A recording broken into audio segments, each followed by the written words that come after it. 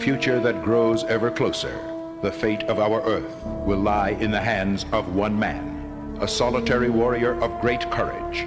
His name is Dogen. I thought this was a party! Let's dance!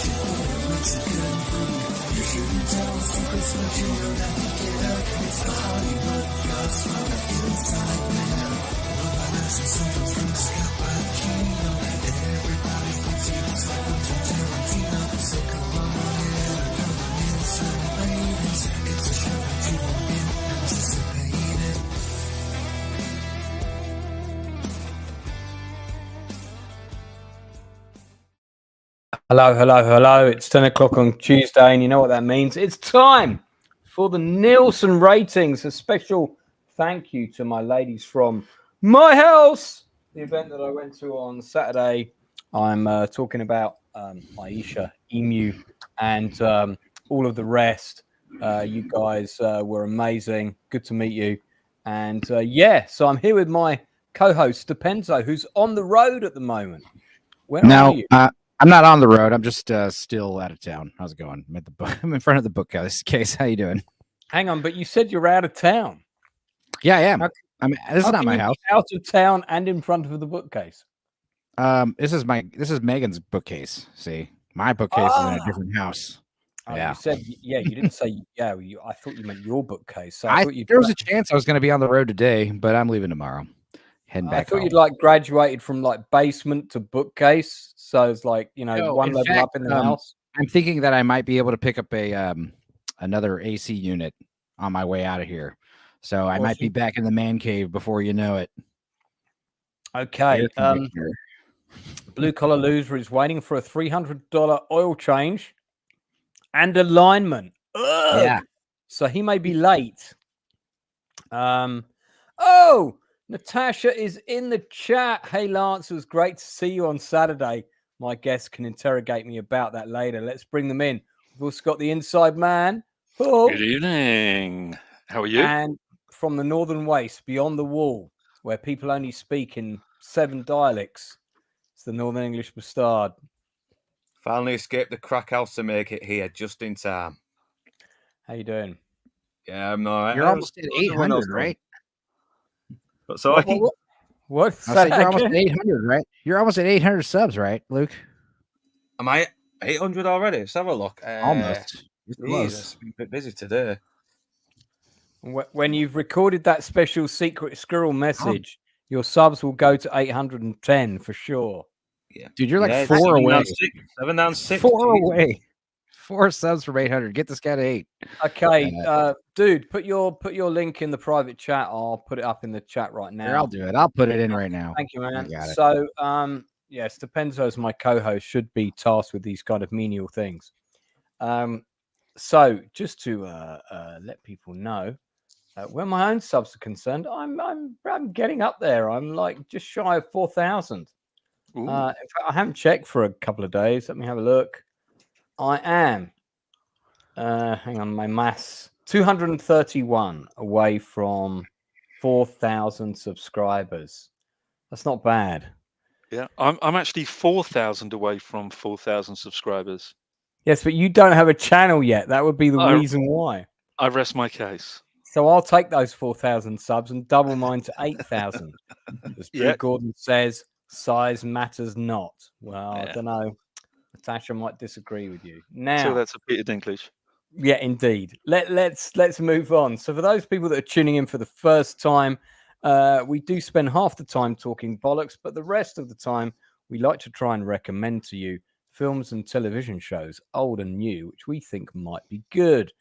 Some of the older stuff we recommend tends to be from certain time periods and certain genres. So any recommendations from the inside man should come with a trigger warning, of course. Yeah, of But course. but generally we will try and recommend you good stuff. But we'll tell you who it's aimed at, who it's appealing to in our description. And it's good to see that Natasha is already laughing and engaging in the chat.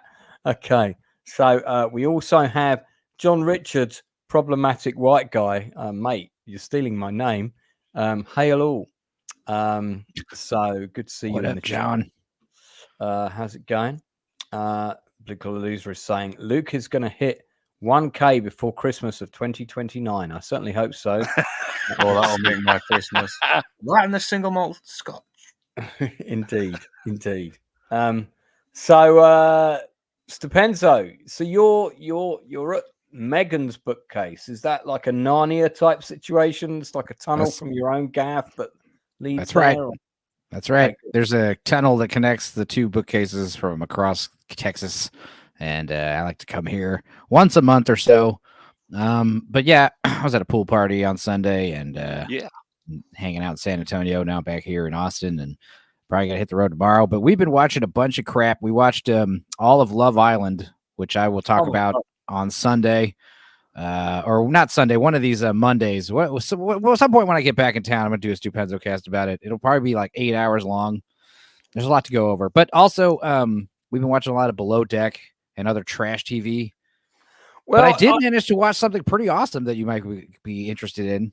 Well, let's stay with the shit stuff for a minute, because before you move on to stuff that's awesome, not to be outdone by you, but I decided to engage in the Let's Watch Bollocks television. And I watched this has got a show in every country. I watched the UK Love is Blind. And I've got to, so for anyone who doesn't know what this show is, it's basically you get, I guess they had about 15 girls and 15 guys, maybe 12 of each. They build this complex. The men and the women speak to each other kind of through a glass wall, but they can't see each other, and they get to know each other. And they go on dates, and they can request more dates with the people they like. And within that time, if they really like someone, they can propose to them. And then the show pays for their marriage, and they have a 4-week period in which to get to know them in real life, see them for real, get to know their friends and so on. And they can call off the wedding before the 4 weeks if they don't want it. And of course, a show like that would not attract a whole load of absolutely fake and artificial harpies who were just in it to become famous. But let us help her in that quest. So one of those is Jasmine from Love is Blind. And I mean, when these two, like when this guy proposed to this girl, oh my God, it must have been like the fucking best acting I've seen in a long time, because I was like, what? It was so fake. It was unbelievable. So it was at that point, rather than put myself through the remaining 7 episodes, I just decided to Google and see which couples were still left together. Yeah. and you know, that spoiled the illusion for me. The couple that seemed really sincere, that were like really into each other, didn't stay together, and I was like, no, come on, man. That's how it was with Love Island. I was trying to avoid any kind of like I didn't realize like it was pretty recent, the show.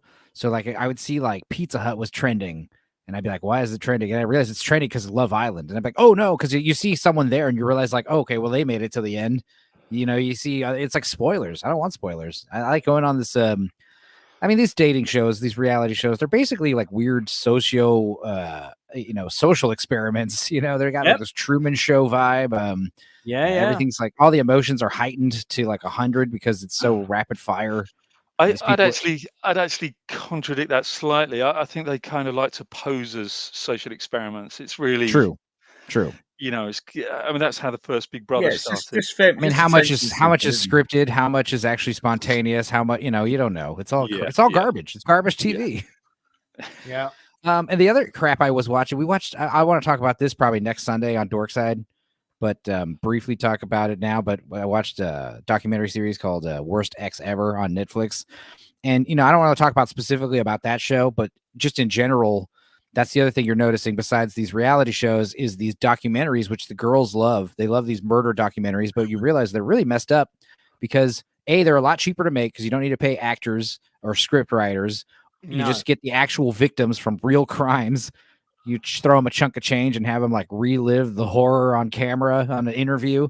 And it's just very exploitative. And, it's just it's just lazy, like, we were watching Worst Ex Ever and there's several of these episodes. It's like, why not just turn this into an awesome movie? Oh, cause it's expensive. And, that's why. But yeah, I mean, it's all effed up. But I'll probably talk about this and Worst Ex Ever soon on my channel. But something I watched that I loved that Megan told me to check out. We were at a hotel Sunday and we had Netflix basically. There's a show by Shane Gillis, who you may know as that funny comedian who was fired from SNL for being, offensive or whatever. He has he's very funny stand-up guy. He's very funny on podcasts, but he has a show I never saw called Tires. And it was so hilarious. It's only 6 20-minute episodes long. And it's about him and some other guy, him and his cousin. His cousin owns a tire shop, a mechanic's place. It's an auto mechanic store. And it's kind of like, any of those other sitcoms, but God, it's funny. And it was one of those shows where we watched it all and we were like, that's it. I want more. So I would highly recommend Tires. If you guys haven't seen it on Netflix, you watch the whole thing in probably about 3 hours. You're going to laugh a lot. And it was a great example of like how to have something very funny, very awesome, original on a really cheap budget, just like wants to know, is it really good? It is really, really good. Yeah. I would recommend it in a heartbeat. I don't know, Enzo. Did by episode 6, were you not tired of it? No, Boom, no. I'm here all week. Yeah, in fact, like I said, I was very sad that it was a very new show with no other seasons and no other episodes. I was like, damn. I kind of want to watch it again when I get back home at some point. It was. I'd even go as far as to say that he might have been exhausted. I hope you didn't get bored while watching it. Yeah, not at all. Keep going with these. Yeah, just a little cranky.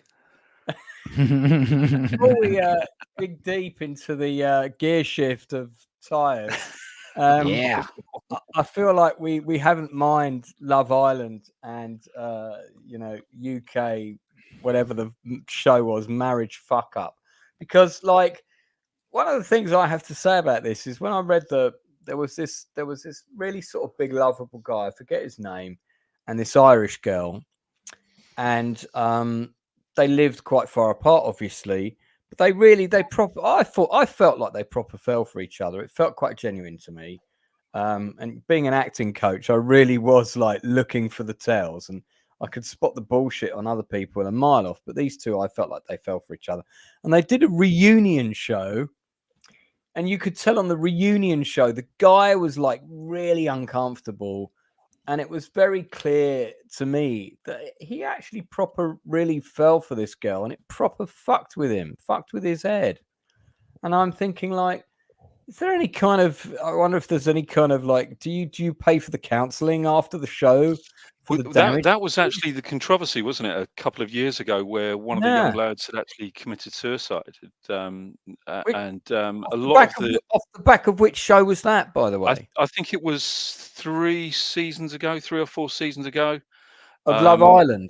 Yeah, and there was a big thing about the aftercare, the counselling afterwards, and there was an awful lot of the contestants or participants were up in arms because they said that the aftercare was pretty much zero. Yeah, they don't care. They're done with you. On to the next contestants for next season, right? Yeah, unless you actually won it, or are an incredibly popular contestant. Milk you for money. Yeah. So, so what was the outcome of that? Do you know? Loads of apologies, and we should improve our aftercare, and that was pretty much it. Yeah, so that is a total. It's just them just trying to scrub it under the carpet, aren't they? Yeah, yeah. Brush it under the carpet. Yeah, I mean, they had the show was on apparently. I only watched this most recent season of Love Island US season 6, and I was mortified to find out there was like 5 other seasons of US and like 20 seasons from the UK and like another several seasons from Australia. And I was also mortified because me and Meg were watching it and we were like, oh, there's like 10 episodes. Oh, wait, no, there's like 18 episodes. And then I realized like, no, there's 37 episodes and the episodes range from 50 minutes to 2 hours long. And many of them are 90 minutes long. And it's like, dude, it was like watching all of The Wire or Breaking Bad in like a weekend. It was exhausting. Yeah, Well, so watching the writing, of course. Watching The Wire and Breaking Bad, but with tits. Yeah, I mean, it was definitely less. I like watching The Wire, man. It's hard to binge that show. You have to take a break every 2 or 3 episodes because there's so much information. This show, dude, I could have watched this show at double, quadruple speed. I should have, honestly. Megan can't stand that though. Unfortunately, she can't hang with the big boys in terms of speed watching.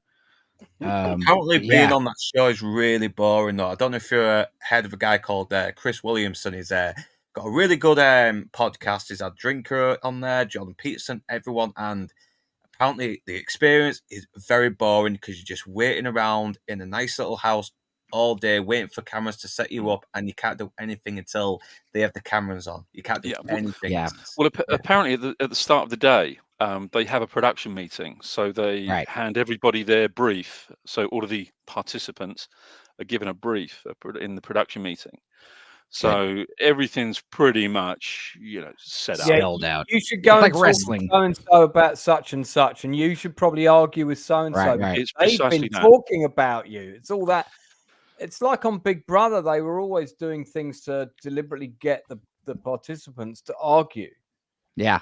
I mean, stirring drama the pot. sells. The other thing is there are people that are totally should leave the show because nobody likes them, but they keep them on because they cause drama. Yeah, I mean, we'll get rid of the cool guy that everyone likes because he doesn't cause drama. I'm talking about you, Connor. I miss you, bro. You should have made it to the end, bro. You were cool. This is interesting that I didn't know this because I don't watch the show. I haven't watched a single episode of Love Island. I've seen bits of it, mainly involving bikinis. But Caroline Flack was the only choice to host Love Island. Am I understanding it? Didn't she top herself? Yes, she did. Yes, she did. Yeah. I mean, I'm not going to make light of that topic because I've been there. And what happened there? Well, what that was she had this boyfriend who was a tennis player, and Right, that can't go wrong. Perhaps not a particularly good tennis player. It probably has to be said. And they had an argument, and she threw a lamp at him, and and she called the police. He called the police and got her arrested. And from that moment on, the press were hounding her, and saying, "Oh, this person, just because she happens to be a TV presenter, she's not getting the same kind of treatment that anybody else would by the law." And because of the press harassment that she had, unfortunately, the poor girl took her own life because it was brutal. Yeah. I mean, it was truly brutal the way the press treated her. I mean, again, not familiar with it, but that sounds awful to me. The host on this new show was they kept dropping her name like I'm supposed to know who she is. She's like, Adriana Maddox, give it up for Adriana. And I'm just like, who? What? I don't understand who she is. That's not very out of touch.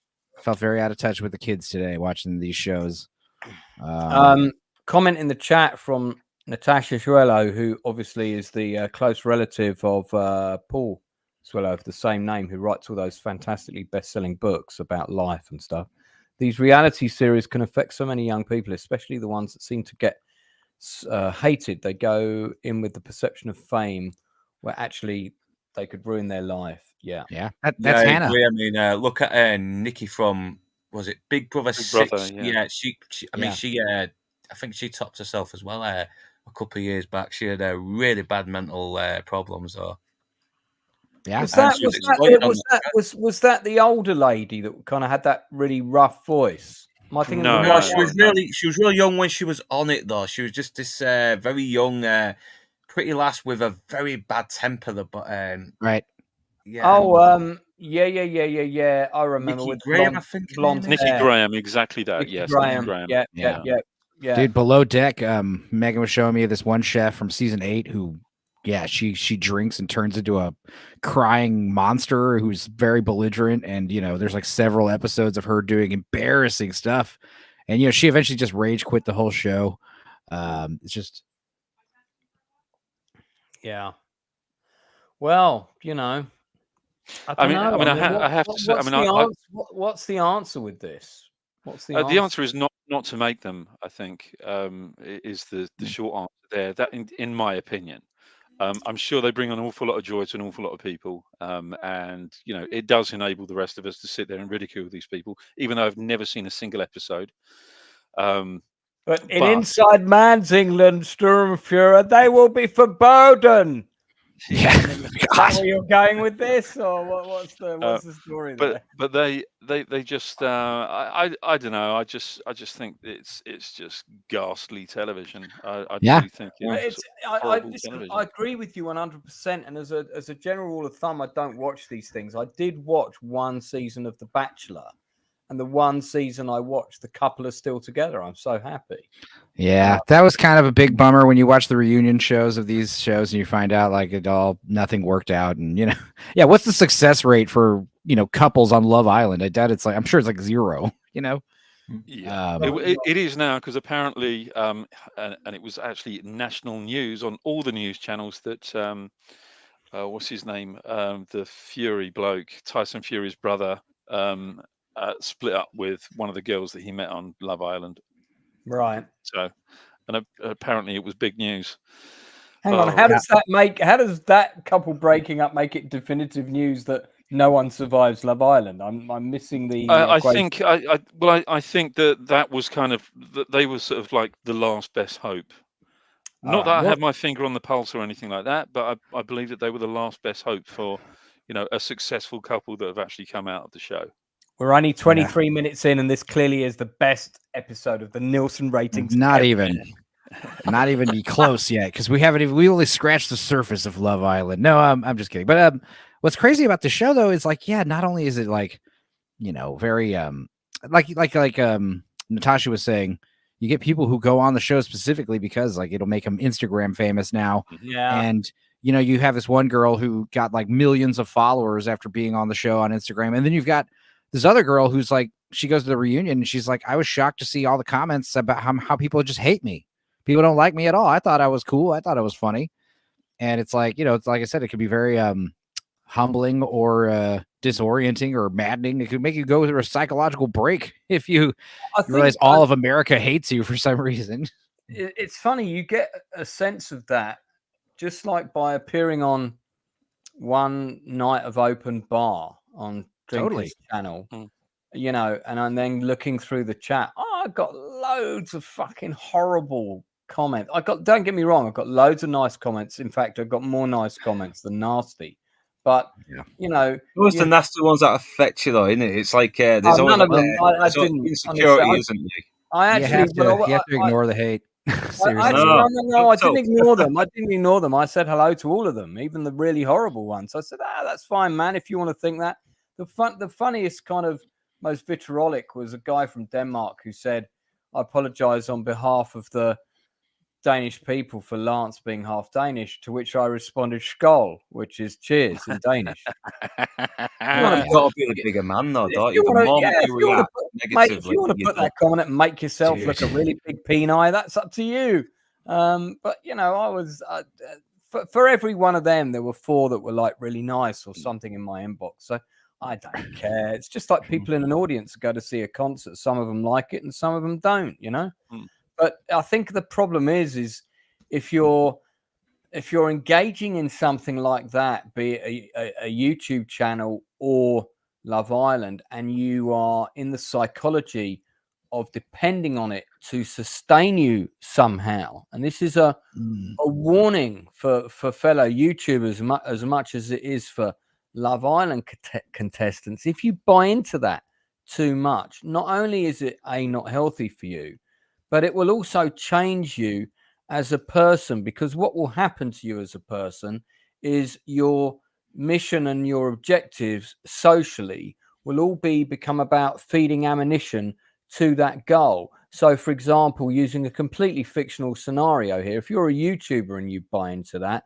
and you believe that's what you've got to do, you're only going to go on YouTube channels where you think that's going to benefit you in that context. And you're only going to invite people on your channel where you believe they're going to benefit you in that context. It's not going to be anything to do with their personality or whether you like them or what the content is. Now, you might have started off like that. But if you start buying into that shit, man, that's going to change who you are as a person, and you're not going to be the person you started out.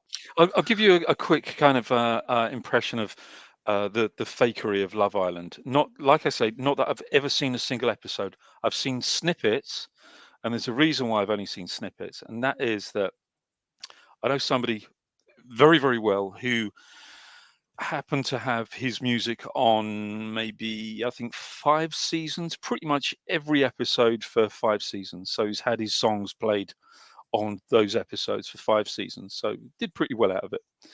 And after one of the seasons, I think it was the 3rd season, he was actually invited to go on to a podcast. It was kind of a sort of an after show sort of podcast thing that one of the former contestants was hosting.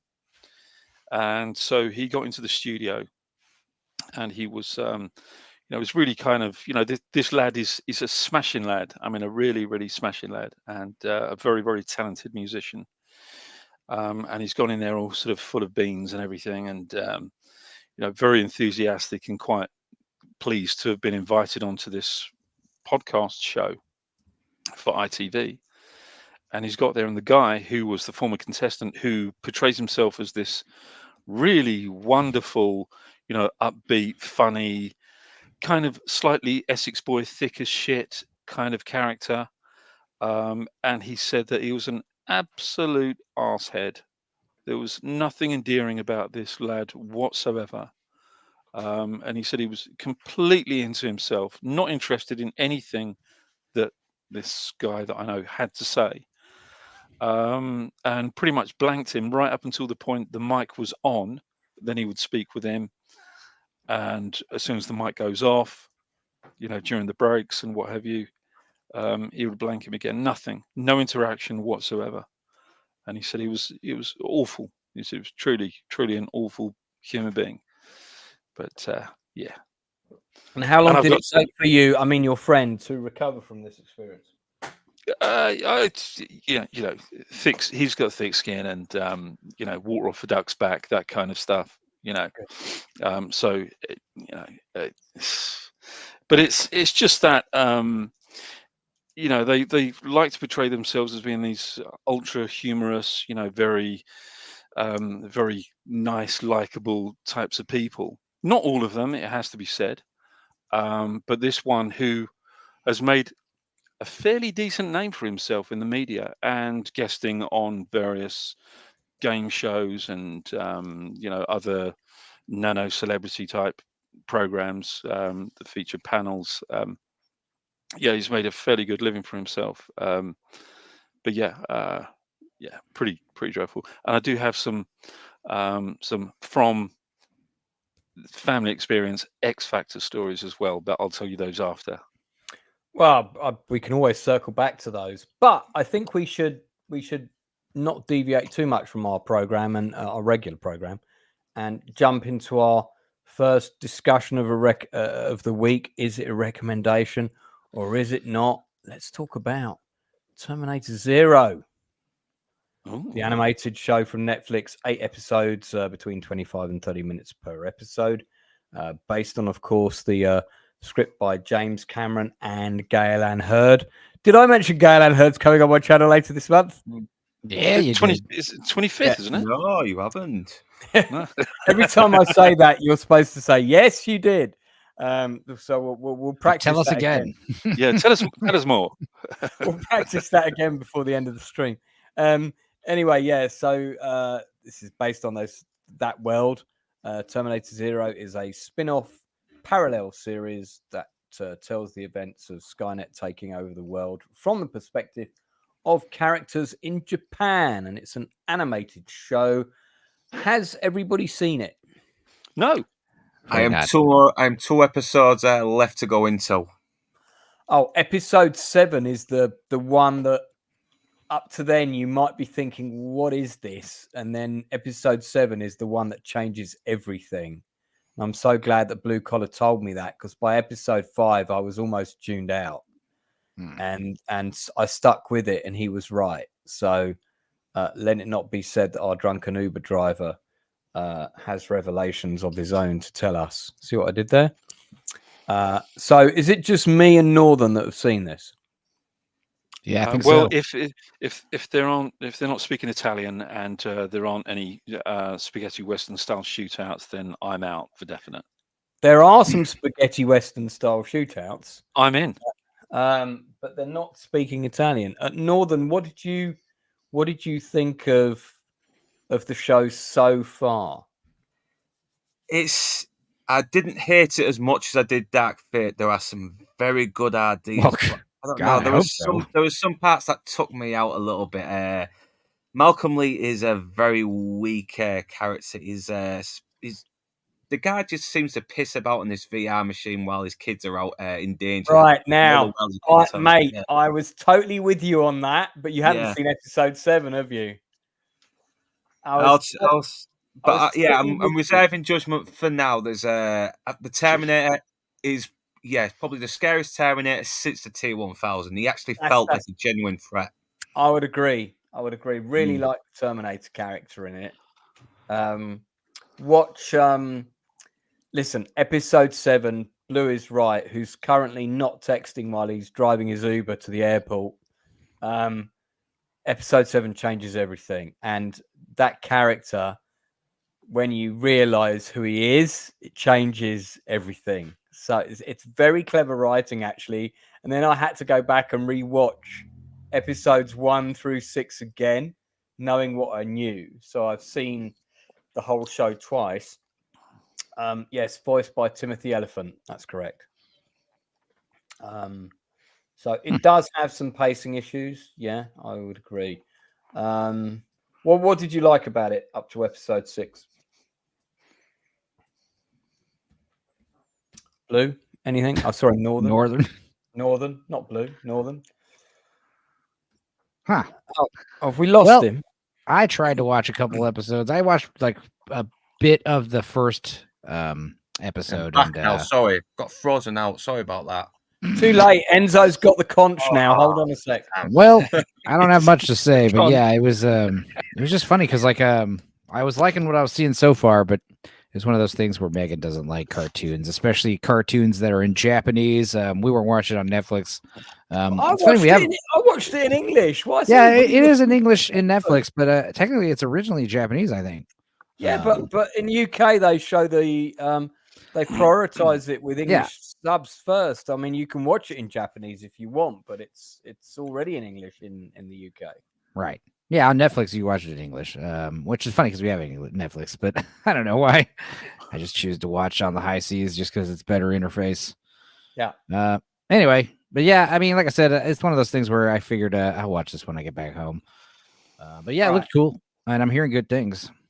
Yeah, definitely watch it, and it does have some pacing issues around episodes 4 and 5, but I would stick when you get to the end of episode 7. It just kind of the whole thing just fucking blows your mind. But how many hours have you been into that before 7 shows up? 6 hours, you know? No, because it's it's a half-hour show. Okay, that's good. It's 25 minutes per episode, so you're not too deep. That's a relief. Yeah. If it had been an hour per episode, I would have been upset. So it's longer than Masters of the Air then? No. Well, you say that. Now you say that. Technically, well, nearly. Technically, I think it probably is, because I think the lowest episode, I think the lowest duration episode for Masters of the Air, I think it was 18 minutes of actual screen time. Also, have you noticed? I don't want to stray off topics, but have you noticed how since that show finished, no one's fucking talking about it? Yeah, it's like it never happened. To be right, too, it's crap. It's a total crap shot. It's a waste of potential of what could have been so great. Yeah. And not to mention, of course, the most crucial element of all, that they got those chimneys wrong in episode. Yeah. Oh, that was disgusting. Yeah, terrible. Am I the only one? This show as well. Am I the only one who was a little bit teed off about that the characters were supposed to be cheering for? I've actually killed a couple of innocent people in this show as well. Are you talking Terminator Zero? Yeah. Yeah, no, you're not the only one. I mean, it's there are some characters in it that really annoy me. Honestly, innocent people dying is a staple of good Terminator movies, especially when they take place in the present. Like a lot of people just getting killed randomly by if it's killer robots and car accidents. But if you go back to the second Terminator movie, James Cameron did not want Arnie to kill anyone. Maybe fuck him up a little bit, but that's it. Even though Arnie was going, had I kill somebody? That was not a storytelling thing. That wasn't Cameron's moral compass. That was studio. Yes, we'll give you the budget, but it's got to be under 15 certificate. Oh, he's also got to be. Yeah, I mean, Arnold wanted to be a good guy, was a good switch up. But also, when you watch the first Terminator movie, like Michael Biehn doesn't really kill anybody, but he's prepared to. He would totally. Anybody standing in his way, a cop or whatever, he'd kill him. I mean, he's got a gun. He's ready to throw down. That's the thing. Would you cheer him on if he did, though? Well, I mean, it depends if humanity's at stake. At the beginning. If Judgment Day is on the stake, I mean, go for it. Kill whoever stands in your way. I mean, you talk about 8 billion people getting incinerated in a day. You're gonna have to break some eggs, to make an omelet, kind of thing. I mean, realistically, if it's a Terminator, even if he is programmed to be good, he's still gonna kill someone until John Connor tells him, "Listen, do not kill anybody." Right. But that's the thing about the Terminator movies is they're when you're talking about a movie or a show that's about killing machines, like there should be a lot of casualties.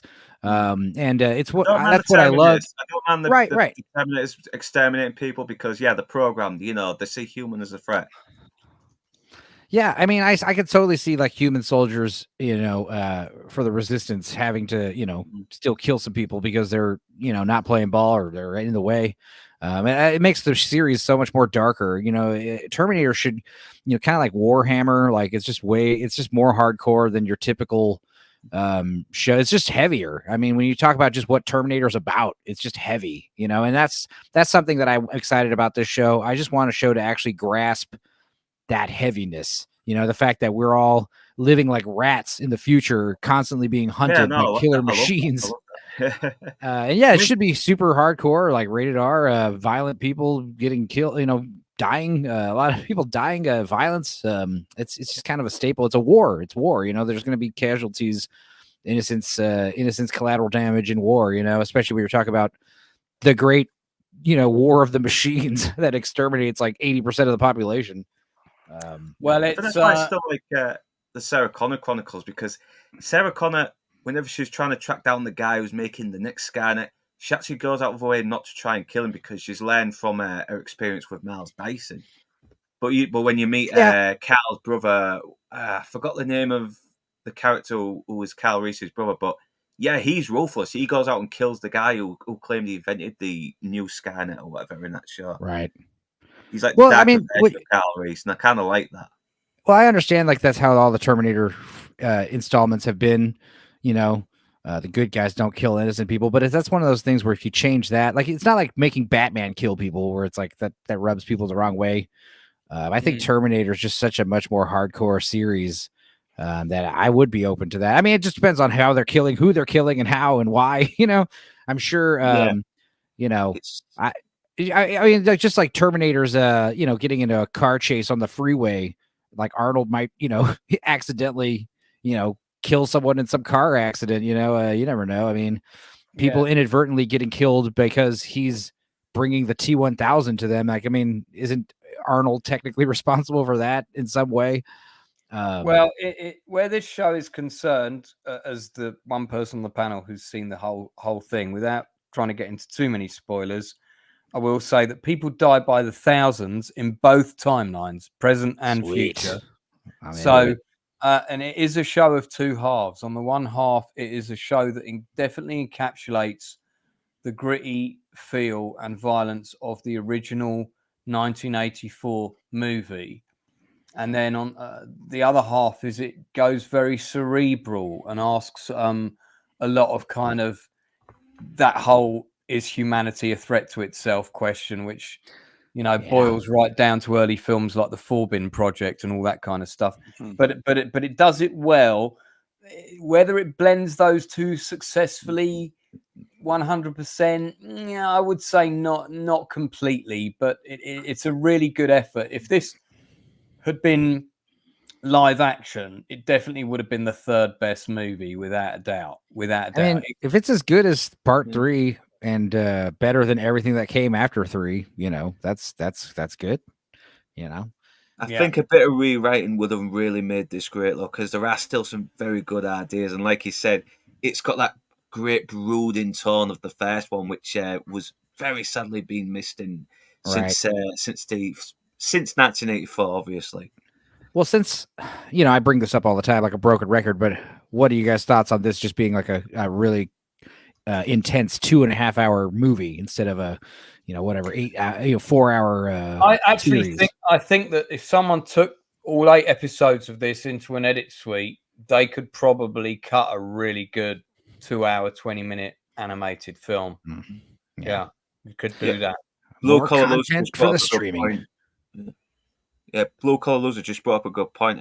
You know, that philosophical stuff where you have with Malcolm Lee and with Kyoto, if I'm getting the name right. Terminator 2 kind of did it better, you know. It's from that similar line. We're not going to make it, are we? It's in your nature to destroy yourselves. That says everything in just a few short lines. Yeah. Shout out to that time when we talked about Terminator 2 on Northern English Bastards channel for like 5 hours. 5 hours. Oh my god. We could have gone longer, man. Yeah. I was at the opening night of that in London, Leicester Square, and I still have my tickets. Terminator 2, man. Yeah, it was a big deal. And that's the same thing with the Romulus discussion. It's like, you know, the first 2 Alien movies are awesome. The first 2 Terminator movies are awesome. And yeah, the third one's not as good. And then there's several other sequels that weren't good at all, or definitely less than good. But, you know, when these new ones come out, it's like, well, you're holding it to this high degree of the first 2 movies, when in reality, it's like, as long as it's up there with the third installment, then, you know, I don't think we should be too upset about it, because it's a high bar, you know. My rating for this as it stands, and I would like to watch it a third time because I did watch it very late at night and occasionally I drifted off. Not the fault of the show, my fatigue. I give it a solid 8 out of 10. Animation's beautiful. Of course, it depends if you like that kind of spiky expression Japanese style, but as long as you're down with that, you'll like it. Definitely encapsulates a lot of the essence of what I would say the first 2 films were, and has some original and unique ideas which work really well. So I would have quite liked to have seen this on a big screen as a feature film, and as it's only 8 25-minute episodes, cut out titles, trim the fat here and there, you probably could have done that. So, well, if they ever decide to make another live action movie, how about just you know, like I said, adapt this into a, you know, live action 2.5 hour movie? There you go. What's nice about this storyline is it sits parallel to, but completely outside of, all other Terminator storylines. Cool. So that part of it. No lore breaking mistakes that no lore breaking shit. I do like the fact that the Terminator doesn't just throw people into objects like in the. I hate that. I hate that. He crushes them. Everything. When a Terminator grabs you, you're dead. Like, just the fact that he's close enough to touch you is like, he should rip you in half. Now, there's a couple of moments where that happens that really annoyed me, and without saying, again, I can't give spoilers. When certain things become apparent, you're like, oh, okay, that's why that person's neck didn't break, you know. So, it reminds me of Terminator 3 when he's like turned against John Connor and he just keeps throwing him around the room. Like, stop doing that. Get away. There's a lot of stuff like that in this that you think, oh, come on. And then later it's like, oh, okay, yeah, that's why that didn't happen. So you have to, you've got to commit to the whole thing. And some of the earlier stuff will annoy you until you know why and the context. So just putting that out. One of the best depictions of a post-Judgment Day Terminator was that Batman versus Terminator animated movie where it's like the beginning of it, or was it Batman versus Terminator? There was an animated Terminator short on YouTube where it was like just really showcasing, like, yeah, you got people running around, like one guy missing an arm, some other girl with, like, you know, everyone's wounded, everyone's been scarred. They're just running around the rubble, like constantly, like just sneaking everywhere you go. You can't just walk anywhere because there's just Terminators everywhere out to kill you. So the humans are just like cockroaches, basically. That kind of sense of urgency. That kind of sense of urgency needs to be like at the forefront of a Terminator installment. You know, like you just have to be constantly like your adrenaline pumping. You're always on alert. You're always at risk of being killed at any minute by a hunter killer or a big killer cyborg or whatever. You know, it's just like, it's not a life that anyone would want. You know, it's a hellish existence living post Judgment Day. And I think, you know, the first two movies kind of do an all right job of showcasing that. And Terminator Salvation, like I said, really dropped the ball. With that, the sun's out and you can kill Terminators with regular bullets, and it's just not there.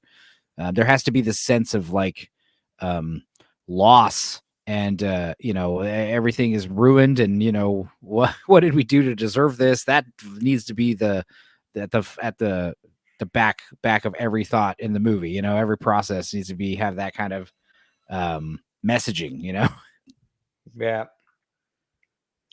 Does anybody else want to say anything before I move on?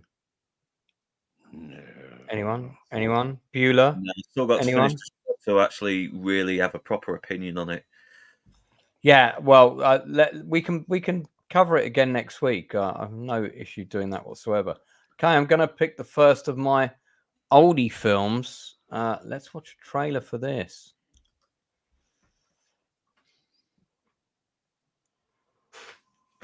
I'm Billie Jean Davy, and I want to set the record straight. It began on a quiet summer afternoon when a teenage later. And Hey, come on, Cuba, that's not a toy!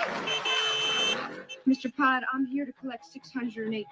Your son Hubie trashed my brother Scooter. The layaway plan. No. Hey, here you go. No! Let go of my sister. It's not even loaded. I'm Billie Jean Davy. You said it wasn't loaded, and I want to set the record straight. I'm not a thief, and neither is my brother. Now subject of a statewide manhunt. The gang headed north from here. Are you Billie Jean? You're Billie Jean. Are you Billie Jean? I keep my word. Maybe that doesn't mean much to some people, but it does to me. We didn't start this, we didn't mean it to happen, but we're not giving up till you pay. Yeah! She became a symbol of courage to young people everywhere to fight for what's right. First, everywhere.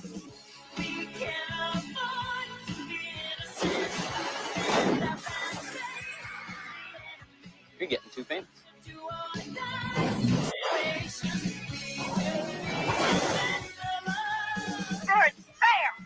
The Legend of Billie Jean. Now, I need to point out that clearly Jennifer Lawrence hadn't seen this film before she stated she was the first female lead hero in a feature film movie.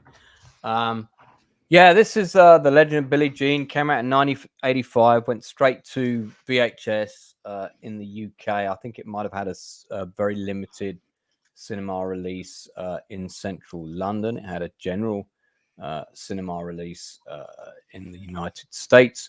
Gone on to become something of a cult film. Has a particularly strong cast with the likes of Christian Slater in pretty much his first acting role, I think, in a major feature film. And then you've got Helen Slater, who for a long time, all of the critics thought that they were related and said so in all of the reviews, which turned out not to be true. And I thought that myself, and they do actually look a bit similar. So it wasn't, beyond the realms of possibility.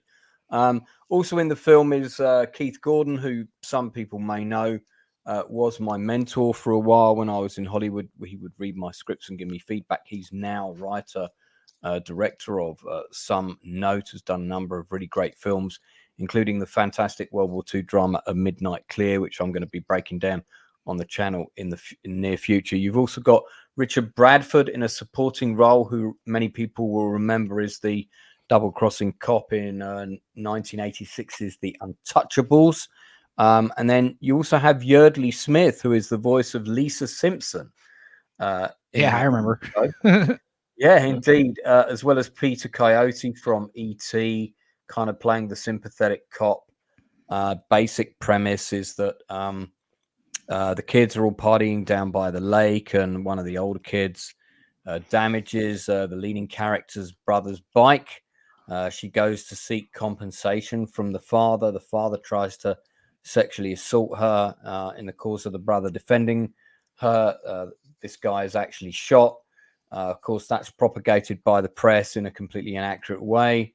And then it becomes like a road movie with them being on the run. She sort of becomes a kind of cult hero.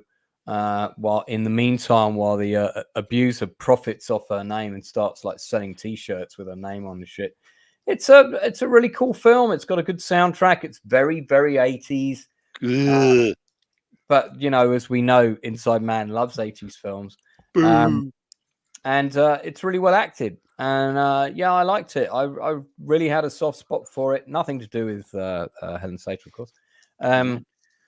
Christian Slater, I mean, God, look how young he is here, man. This is like, I think this was like I said, the first movie he did. Barry Tubb, who played the bully, the son of the abusive father guy. You may remember him from Top Gun, which he shot around the same time. He's one of the other fighter pilots from Top Gun. I'm the only person who has seen this. If anyone in the chat has seen it, let us know and tell us what you would score it out of 10. I'll give it a solid 7. It's not an amazing film, but it's a good film. And it's a good family movie as well, you know, one that everybody can kind of sit down and watch. Good sort of mix of humor and drama. And I think it still holds up well because I watched it pretty recently. So anyone else seen it? No, I mean, I've not seen it.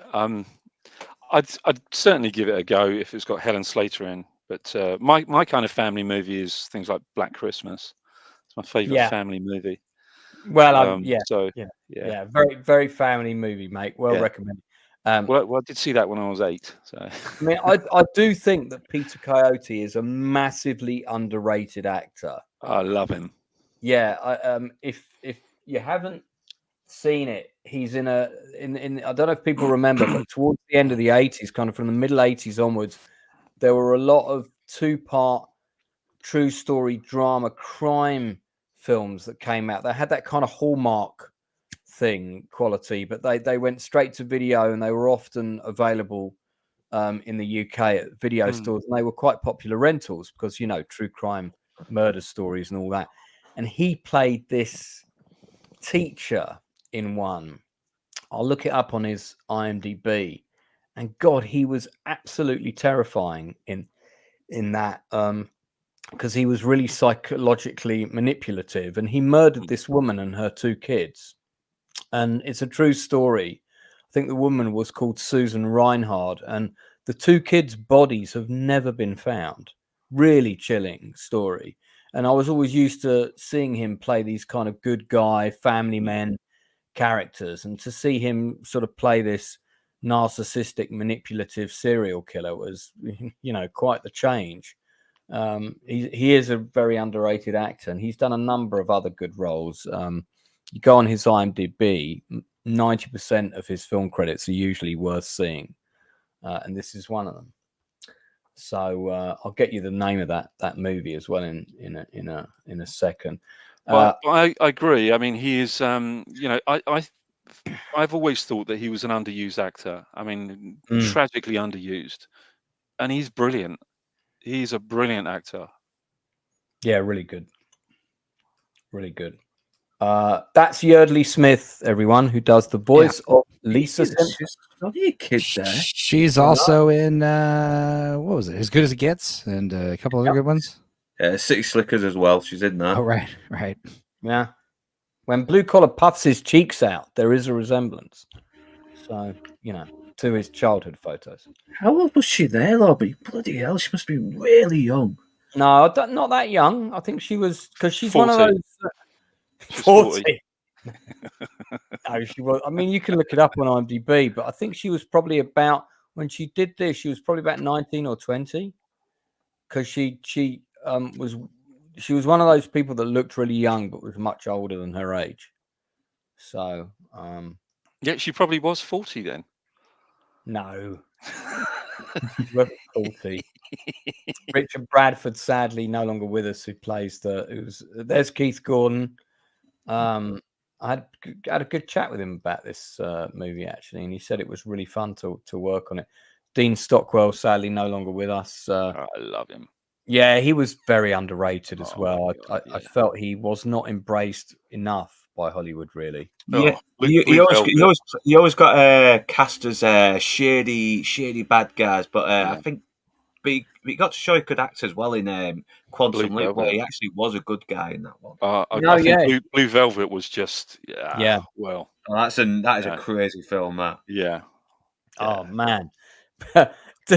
I'll let somebody else chew the fat on Blue Velvet. I'm not sure I want to spend 4 hours talking about the opening shot of the ear on the grass and that. You gotta love Dennis Hopper when he breathes into that oxygen mask. I mean, you guys are probably talking to the only person who's seen not only Blue Velvet but Irreversible on a date.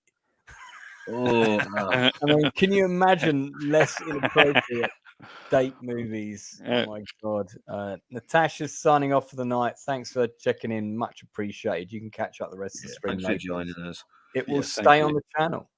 Appreciate you being here. It is the Quantum Leap guy, that is correct. Dean Stockwell. And here's to you. Here's to you. That's a line from one of his lines, I believe. Let me get the name of that Peter Coyote TV two-parter. I'm curious to see if anyone ever remembers it, and it's quite a famous case for those true crime buffs out there. While I'm looking for that, Stupenzo, what's your first recommendation of the week? Well, I already recommended Tires, but the next one I would do would be we watched a documentary called what was it, Time Bomb Y2K. It was actually pretty good. It was interesting about it was there was no narrator. Again, we're talking about how, Netflix, this is an HBO documentary, but how, you make all these documentaries because it's cheaper. This was just like an editing supercut because, like I said, there's no narrator, there's no host, there's no interviews that were conducted for the show. Everything is just scraped and compiled like from existing internet interviews and videos and stuff. So there's we know the Y2K is coming, and there's like talking about how they knew the problem was going to be a thing. They didn't really care about it until like it was getting closer to Y2K. They talk about all the preparation getting for it. They talk about all the doomsdayers, all the preppers, all the people that were talking about everything. And it's all very well compiled chronologically building up to Y2K. And then, of course, Y2K happens, and, the world didn't end because of a bunch of a lot of work because of a lot of software people were painstakingly updating all these lines of code.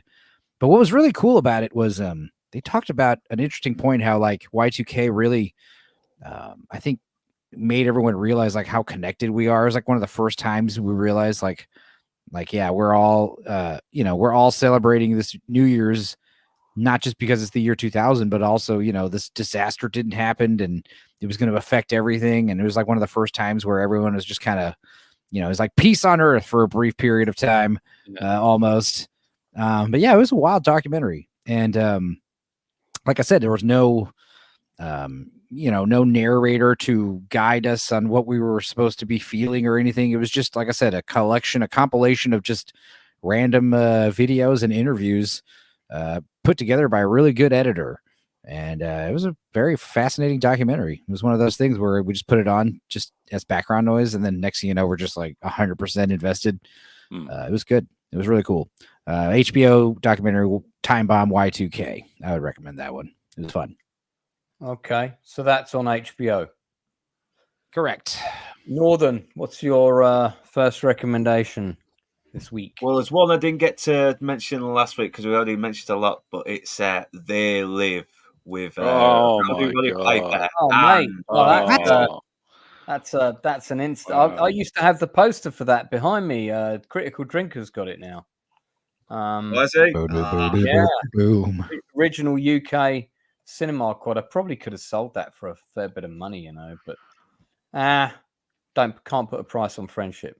Boom, boom, boom, boom. You kind of gotta love John Carpenter. He makes these films that could be that on first appearance seem schlocky, but the more you delve into them deeper, the smarter they seem to be. I mean, it's like The Thing is another monster movie, but at the same time, it's talking about paranoia and cabin fever, and They Live is definitely.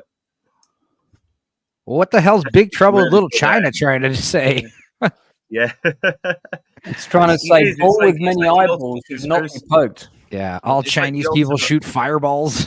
Yeah, it's like the ultimate conspiracy thriller sci-fi now, and it's one that more people seem to be loving more and more. Yeah, I love They Live, man. It's and I love the theme song that they just hammer into it. You know, yeah, and the harmonica, the digital harmonica. It's a shame Roddy Piper never became a bigger wrestler turned action star because he has more of a legacy in this movie than The Rock has in the entire 20 years he's been acting. Oh, dude, watch Roddy Piper in It's Always Sunny, where he kind of plays like himself. Basically, he's like some washed out wrestler living out of the backseat of his car, addicted to all kinds of drugs. About that. I need to. Yeah, he's amazing. I'm gonna intercede here and come on camera because I'll do it too. Out of you know. So I have here my soundtrack to They Live, signed by Roddy Piper. Oh, what a legend! I don't know where it is, but I thought it was in this sleeve. It must have fallen out. There's actually also a picture of me and Roddy Piper together. I've got it. And man, if you see my glasses, you're going to laugh. But I'll need to check the box that contains this. But yeah, and he came to the store that I was working at, and he did a signing. And he'd just done another movie, and he'd done a single called "Come On Back" or something. It was pretty mediocre. Sorry, Roddy. I know. Was the other movie Hell Comes to Frogtown? No. Yeah. Dude, I've seen Hell's Come to Frogtown. I actually quite like that movie. Yeah, it's a guilty pleasure. It's kind of trashy, but you can't help but love it. Well, funnily enough, me and Inside Man are going to be talking about that movie on Sunday. Yeah, we are. Yeah.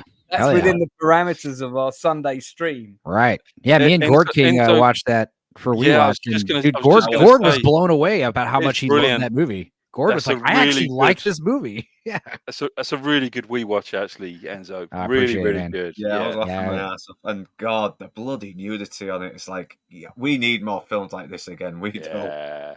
Oh, dude. Yeah, I'm kind of concerned where my my picture of me and Roddy's gone because it's disappeared, man. It's maybe it's in the actual. It could be like loose in the case where the records are, you know. I think so. It's probably dropped out at some point, and I'm guessing that must be the case. But it's interesting as well that like each of the soundtracks are kind of listed in detail on the sleeve notes because I've just taken the actual record out. You know, like vinyl records, if you haven't pulled them out, it's like they've got the smell of your parents' house. You know what I mean? Yeah. It's not. It's a nostalgic thing. It's pretty pleasant, actually. But this has also like got a list of all the soundtracks from the same label, which is called Enigma. So listen to some of these. So you can also get Runaway Train, Delta Force, which I have, Dangerously Close, Creepers, Stranger Than Paradise, Invaders from Mars, which I have, Big Trouble in Little China, which I have, From Beyond, River's Edge, and then there's a whole load of other stuff, which is metal. I think it's kind of metal bands that I've never heard of. Plan 9. I think I've heard of them. But yeah, there you go. So Plan 9. You see, stupid minds. But yeah, They Live is a really good movie for anyone who hasn't seen it.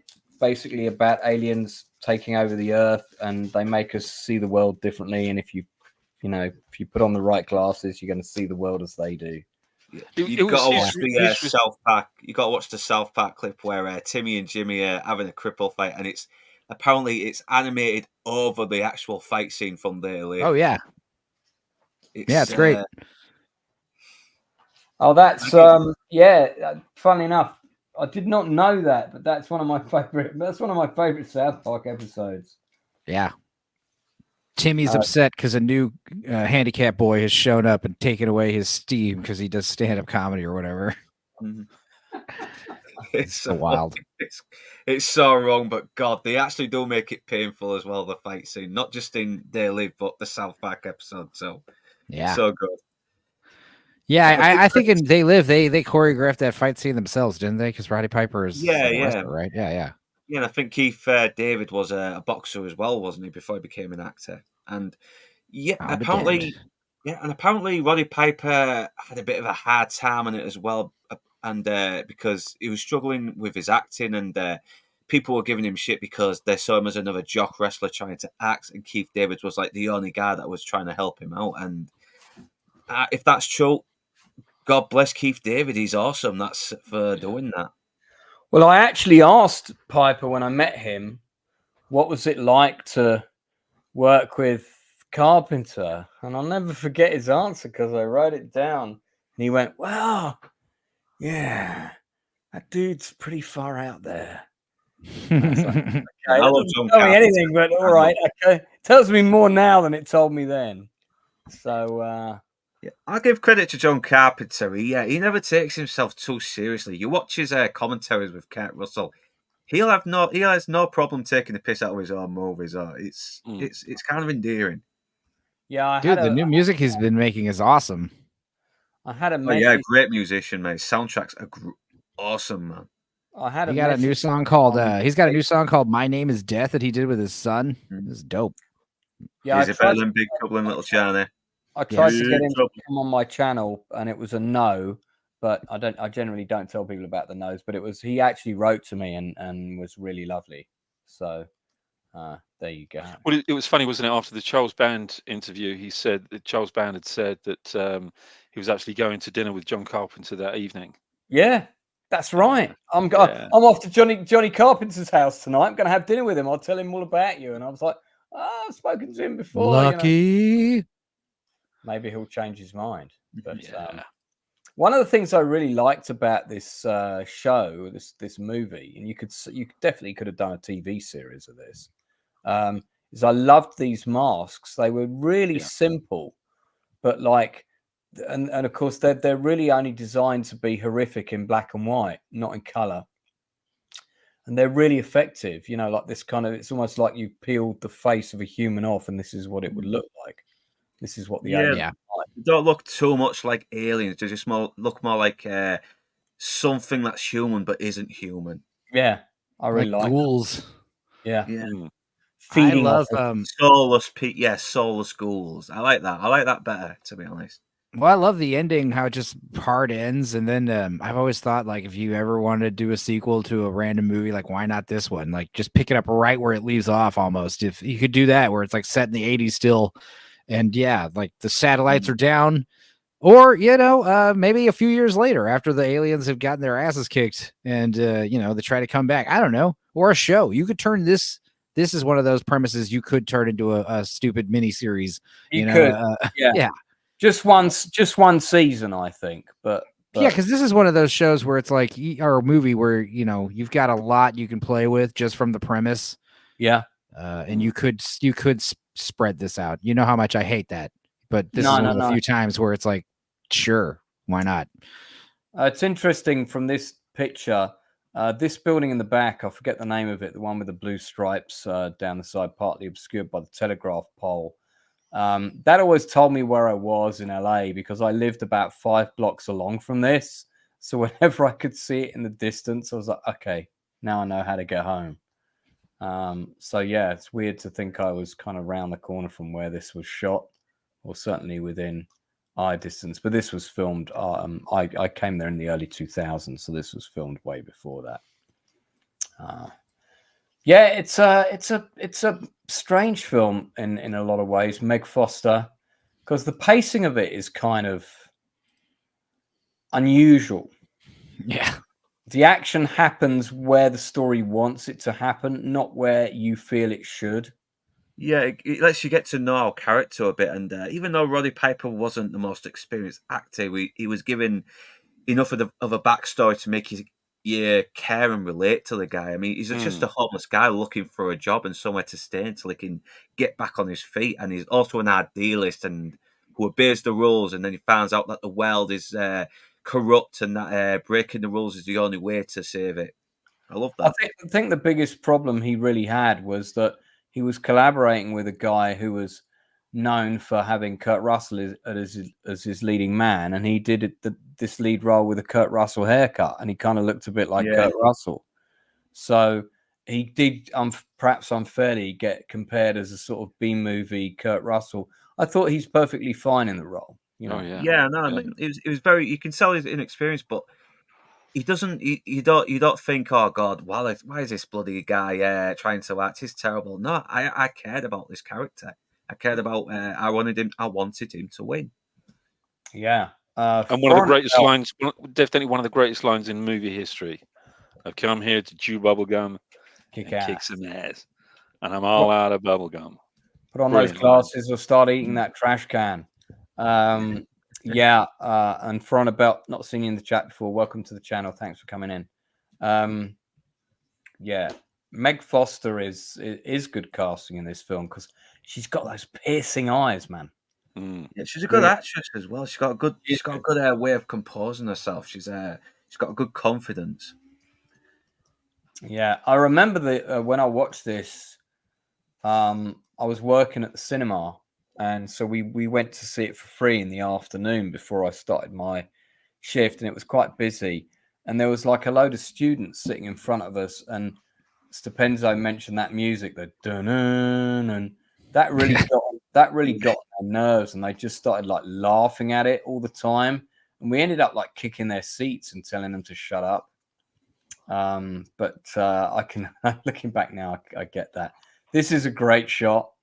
Work 8 hours, sleep 8 hours, play 8 hours. That's pretty much what we do. Conform, stay asleep, consume, watch TV. No thought, buy, consume product. Don't ask questions. It was his commentary on Reaganomics, wasn't it? Yeah. His commentary on Reaganomics. Very much so.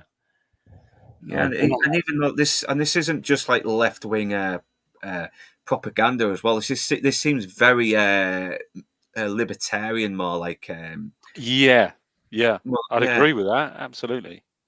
Yeah. So for a guy who's pretty liberal, he managed to do something that was very politically neutral as well. While because he was just doing, he wasn't picking a side, he wasn't being biased. He was just saying something that he thought was still genuinely true.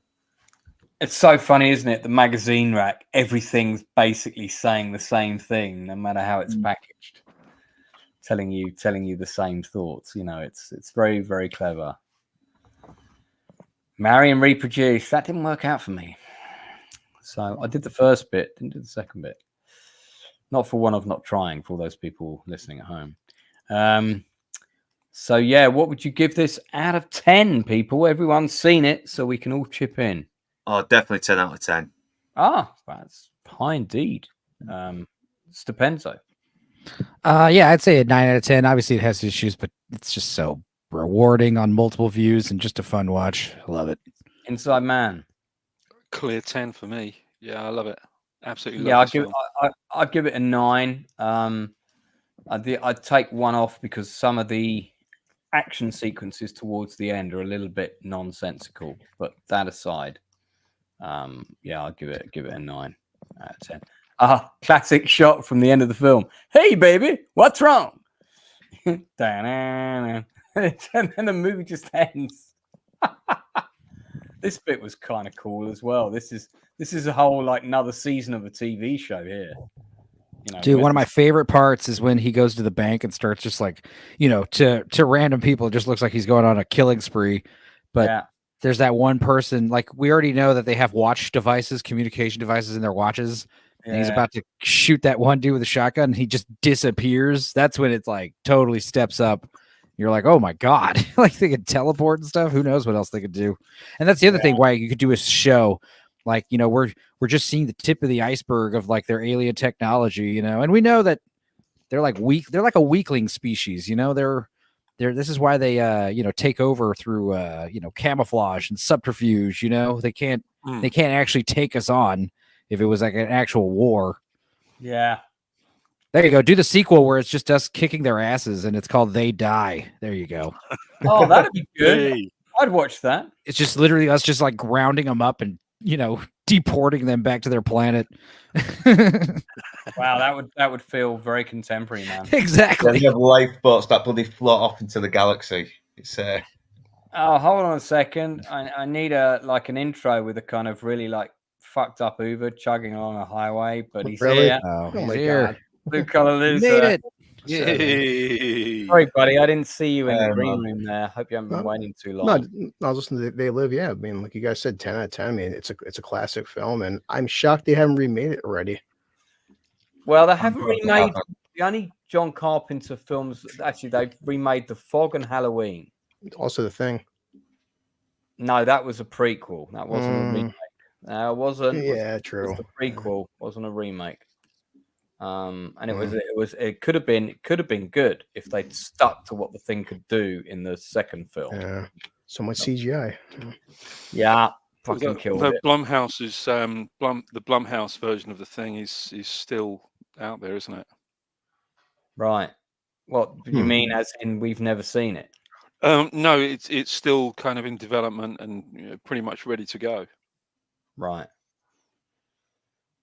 Oh. Well, it would be good if we saw it. It'd be good to Yeah, South Park cripple fight. Yeah. That was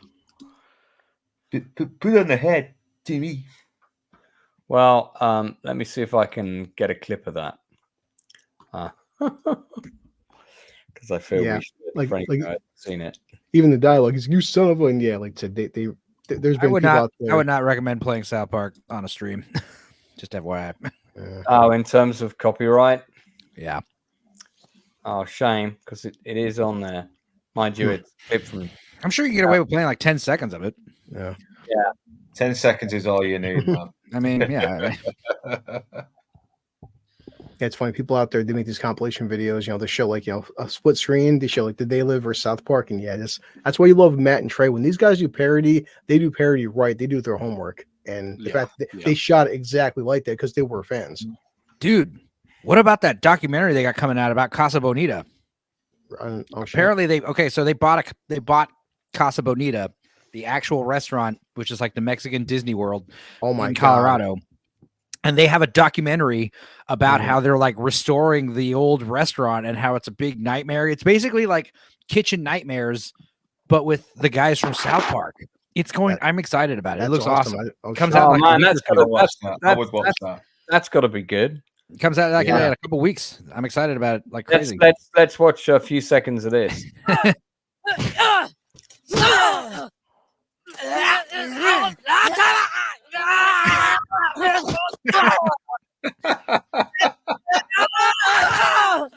right. It's like 2 whole minutes of that, or 5 minutes. He keeps kneeling their balls repeatedly. I like the fact that it's still very violent. It's still very violent as well. It just makes it funnier. You can totally hear that. Hey man, so Toxic's in the chat. He's saying almost the entire Losers Lounge from Cast today wipes away tears. Does that mean he's the only one that's not on who's in the Losers Lounge? Yes. Yeah. Okay, well, send him the link, but only if he puts in a $20 super chat. So. He don't have $20. You got $3.50? I need about $3.50. Got $3.50? Taking a piss test. It's pronounced $3.50. $3.50? $350. You gave him $350. Do a $350 super chat. You come on. Okay. Yesterday I saw a trailer for a new film with Ralph Fiennes in it coming out. About he's playing. Conclave. Pretty good. Conclave. Dude, you've just arrived and you're late. You've got to wait your turn. It's Inside Man's go next. Inside Man, what you got? Well, I'm afraid I've got no Italian movies for this week. That's fine. I decided that what I was going to do, because we're always complaining about adaptations, everyone complains about adaptations and remakes and what have you. So I thought I'd get a couple of kind of adaptations. So I went with Judge Dredd. I know we've spoken about it on your stream when we did a head-to-head with Dredd and Judge Dredd. But I thought I'd give it a rewatch. And I keep hoping to like it. Look, I spent so much time on that movie. Parts of it have got better with age, but the parts of it that haven't got better have got send the link then.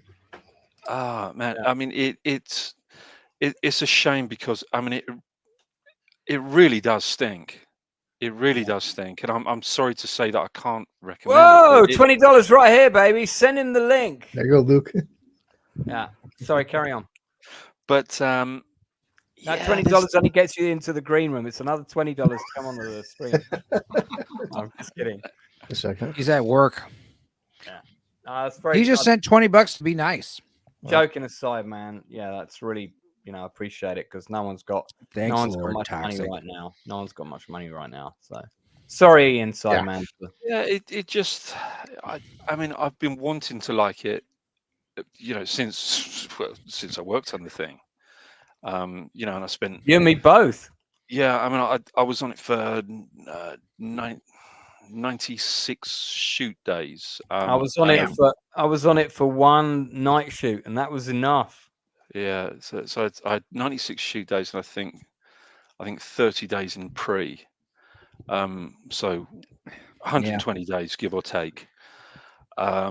And it was, while everyone was there, everybody was so excited about it. And then we knew that something was going on. There was some kind of rumblings that think that the director wasn't happy and that he was having to compromise, and things were changing drastically on a daily basis.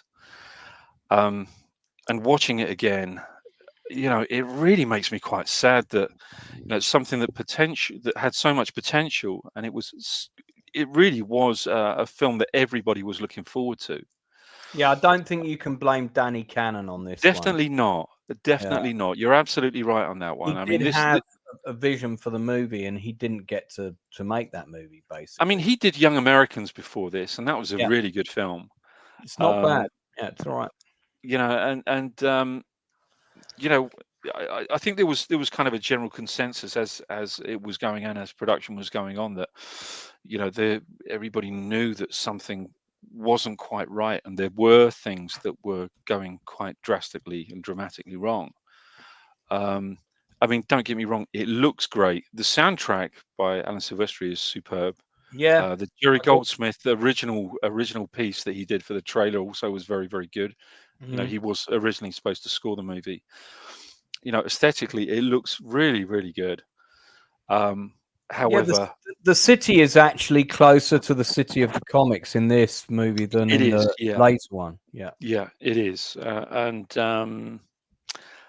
I can't help being disappointed. It's one that I do occasionally revisit to try and make myself like it, and I can't.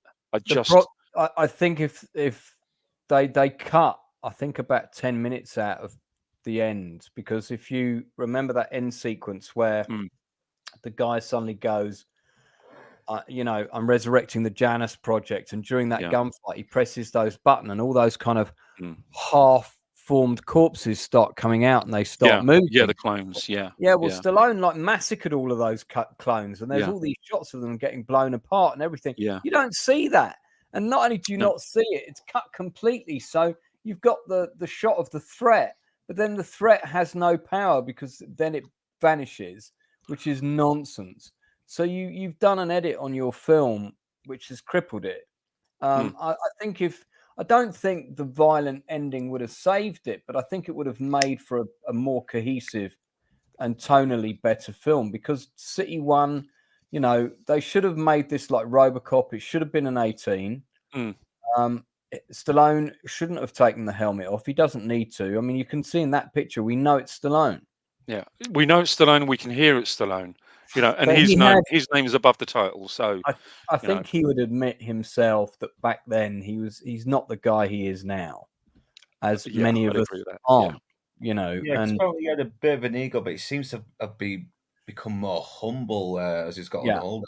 I think a bit is probably an understatement, and I know him and Cannon. He's definitely become a lot reflective though in his older age, especially after we did Rocky 6 and Rambo 4. I think if he had trusted the director on this movie and he had got his back and he had turned around and said, because I think it was produced wasn't Coralco, it was it was Vanya, wasn't it? Vanya and those two guys, the guys that did Rambo 3. Yeah, Synergy. I think if Stallone had Cannon's back, that would have taken the wind out of their sails, and they would have said, "Oh, okay, well, we'll do it this way then." But he didn't, unfortunately. And he also thought the movie was comedy. Yeah, do you know what I'd really like to see? If this Mega City 1 series does actually come to fruition, I would like to see Danny Cannon direct some of those episodes. I'd like to see Lance Nielsen write and direct some of those episodes. Oh, good idea, Inside Man. I think that's a brilliant suggestion. I think it would be great for him to be able to be given much more of a free reign. Oh my God, yeah. You know, I can just you can just imagine. I mean, I've still got the script, and the script is actually pretty good. I got all my documentation. I got literally call sheets and documents from every single day of shooting. Oh, for this? You've got the original script for this? Yeah. Right. Okay. And mate, that'd be worth a few bob. Possibly.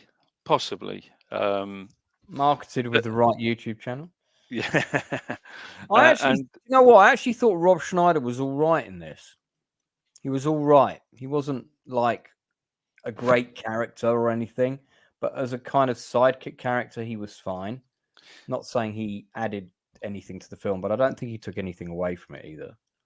I will say one thing for Stallone, and that is that on this, he was incredibly generous. He was an incredibly generous person, and he really took care of people. You know, he would have these golf tournaments and everything at the weekends, you know, and he'd put up the prize money for these golf tournaments at because obviously it was shot at Shepperton, so golf tournaments not far from the studio. You know, big meals. There would be, you know, on the Friday's call sheet, there would be like a big kind of invitation to a big meal that he was paying for, and so he was a very, very generous person on this gig. Yeah, I heard that about him on some and of course, I mean, the only break that I had was I actually got married sort of in the middle of it. So I was on my honeymoon for 17 days, and they were very, very good at letting me go and then allowing me to come back. You know, because I obviously said right at the very beginning of the thing. So I was away on my honeymoon for 17 days, and they enabled me to come back, and it was an interesting production. Had to have worked on, but I think perhaps the most excited I was when Ian Dury was on the set, because I was as a youngster I was a real big fan of Ian Dury and the Blockheads, and I loved Ian Dury. Anyone who doesn't know who he is, hit me with your rhythm stick. That's hit me. Yeah. And that was kind of an exciting moment for me, and for me personally, anyway. But it was interesting. It was an experience, and I managed to come away with let's just say a few souvenirs. Because you gave one of them away on the channel, didn't you? No, that was actually from Dredd, not Judge Dredd. Oh, that's right. That was. And I love Armand Asante. He's so cool. I've met him actually. I met him at the National Theatre. He was in the audience, so I collared him during the interval, and I had a chat with him about. I think we talked about young Sherlock Holmes, if I remember right. Oh, now there's a film. I really like that movie. I love it. Yeah, I love it.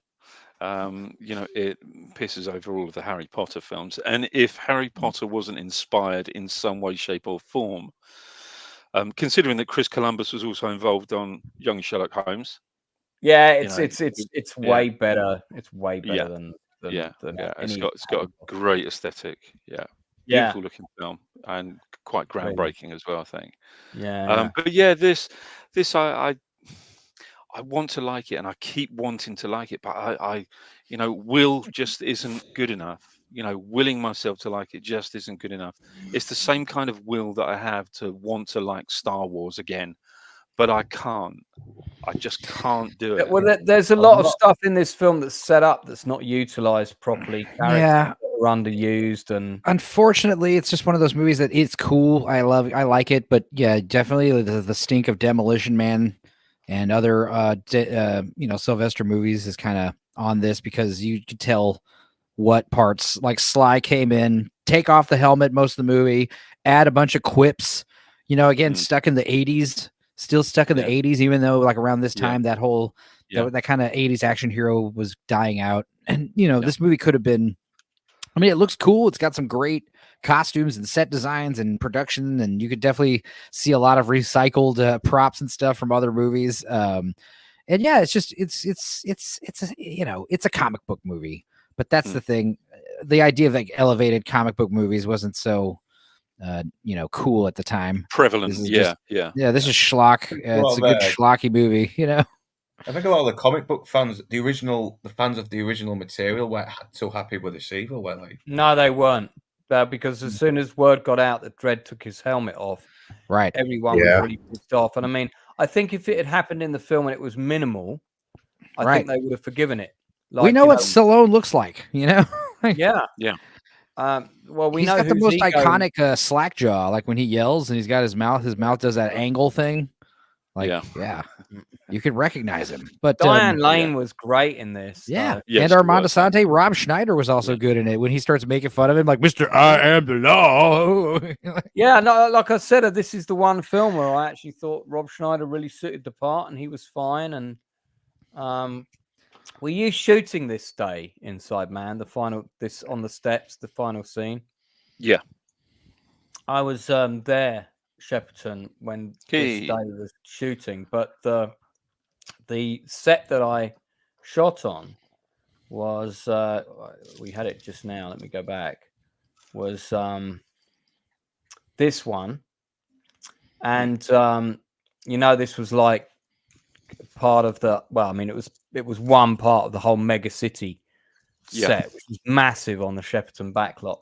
And I don't know if you remember it, but on the right, quite a way up here, beneath the block section that Dredd pulls up on, there's a neon sign that says sex food store. Yeah. And there's a photograph of me standing under that in whatever issue of Total Film was that reviewed it in a really long black coat. And so the story behind this was I was going through my goth phase. I had dyed long black hair, was wearing this very cool, very Blade Runner-ish coat. I wish I had a picture of me with all this get up on. And Alan Marks was, I think, shooting Space Precinct at the time. Or certainly he was based at Shepperton, either with the Magic Camera Company or somebody else. We actually shot with the live action stuff of Space Precinct. We shot that over at Pinewood. No, yeah, he was on the miniatures unit for which was at Shepperton. Yeah. So yeah, I never saw any of the live action of Space Precinct. Anyway, I was going to visit Alan quite frequently. So there was a sign that said Dredd Extras. And somebody, me and Alan had been down the pub, and there was a pub at Shepperton, that little pub they had. That's right. I was a bit wankered. I was about to leave and go to the station. This woman came running up to me and said, "Oh, good, you must be lost this way." And I said, "What?" And she said, "For Judge Dredd." And this split-second decision went through my head. And she went, "You're with Ray Knight Casting, right?" And I went, yes, Judge Dredd, Ray Knight. Yes, that's right. And she just, it's like an AD, and she was rounding people up because a whole load of people had got lost. And I got ushered onto a night shoot and was there and I ended up on a night shoot with Dredd. It was like total insanity. And I can't remember much about it, but because it's part of that whole weird time when I can't remember a lot. But I know this happened because I've told this story countless times. But I can't really remember any of the detail now other than that's what happened. I looked like a sort of punky goth type and I got mistaken for someone who'd wandered out of wardrobe or something. And well, that's actually quite weird, the fact that, you know, our paths may have actually crossed at some weird moment in the distant it's entirely possible. I ended up speaking to a load of randoms. There was a load of, do you remember there was a whole load of the punks from Camden that were there, and they were like, they all hung out together, and they were I've got a level I don't remember that. No, they were, I mean, I don't know that they were there all the time, but this was obviously a day where there was a lot of people because it was as populated as the shot you see now when I was there. And there was one group of them with all the, you know, like the aerials, the gelled aerial hair. Yeah. And a whole load of them were from that set of punks that hung around by Camden Lock. So they pretty much came down as is. They just had a few costume changes, but they didn't need their hair doing. And so I was talking to them that they hardly had to be in makeup. And what would you give this movie out of 10? 1. No, really, that low? Come on. Yeah. I'd give it a solid 6.5. Oh my god! I'd give it a 5. I mean, it's not a good Judge Dredd movie. Yeah.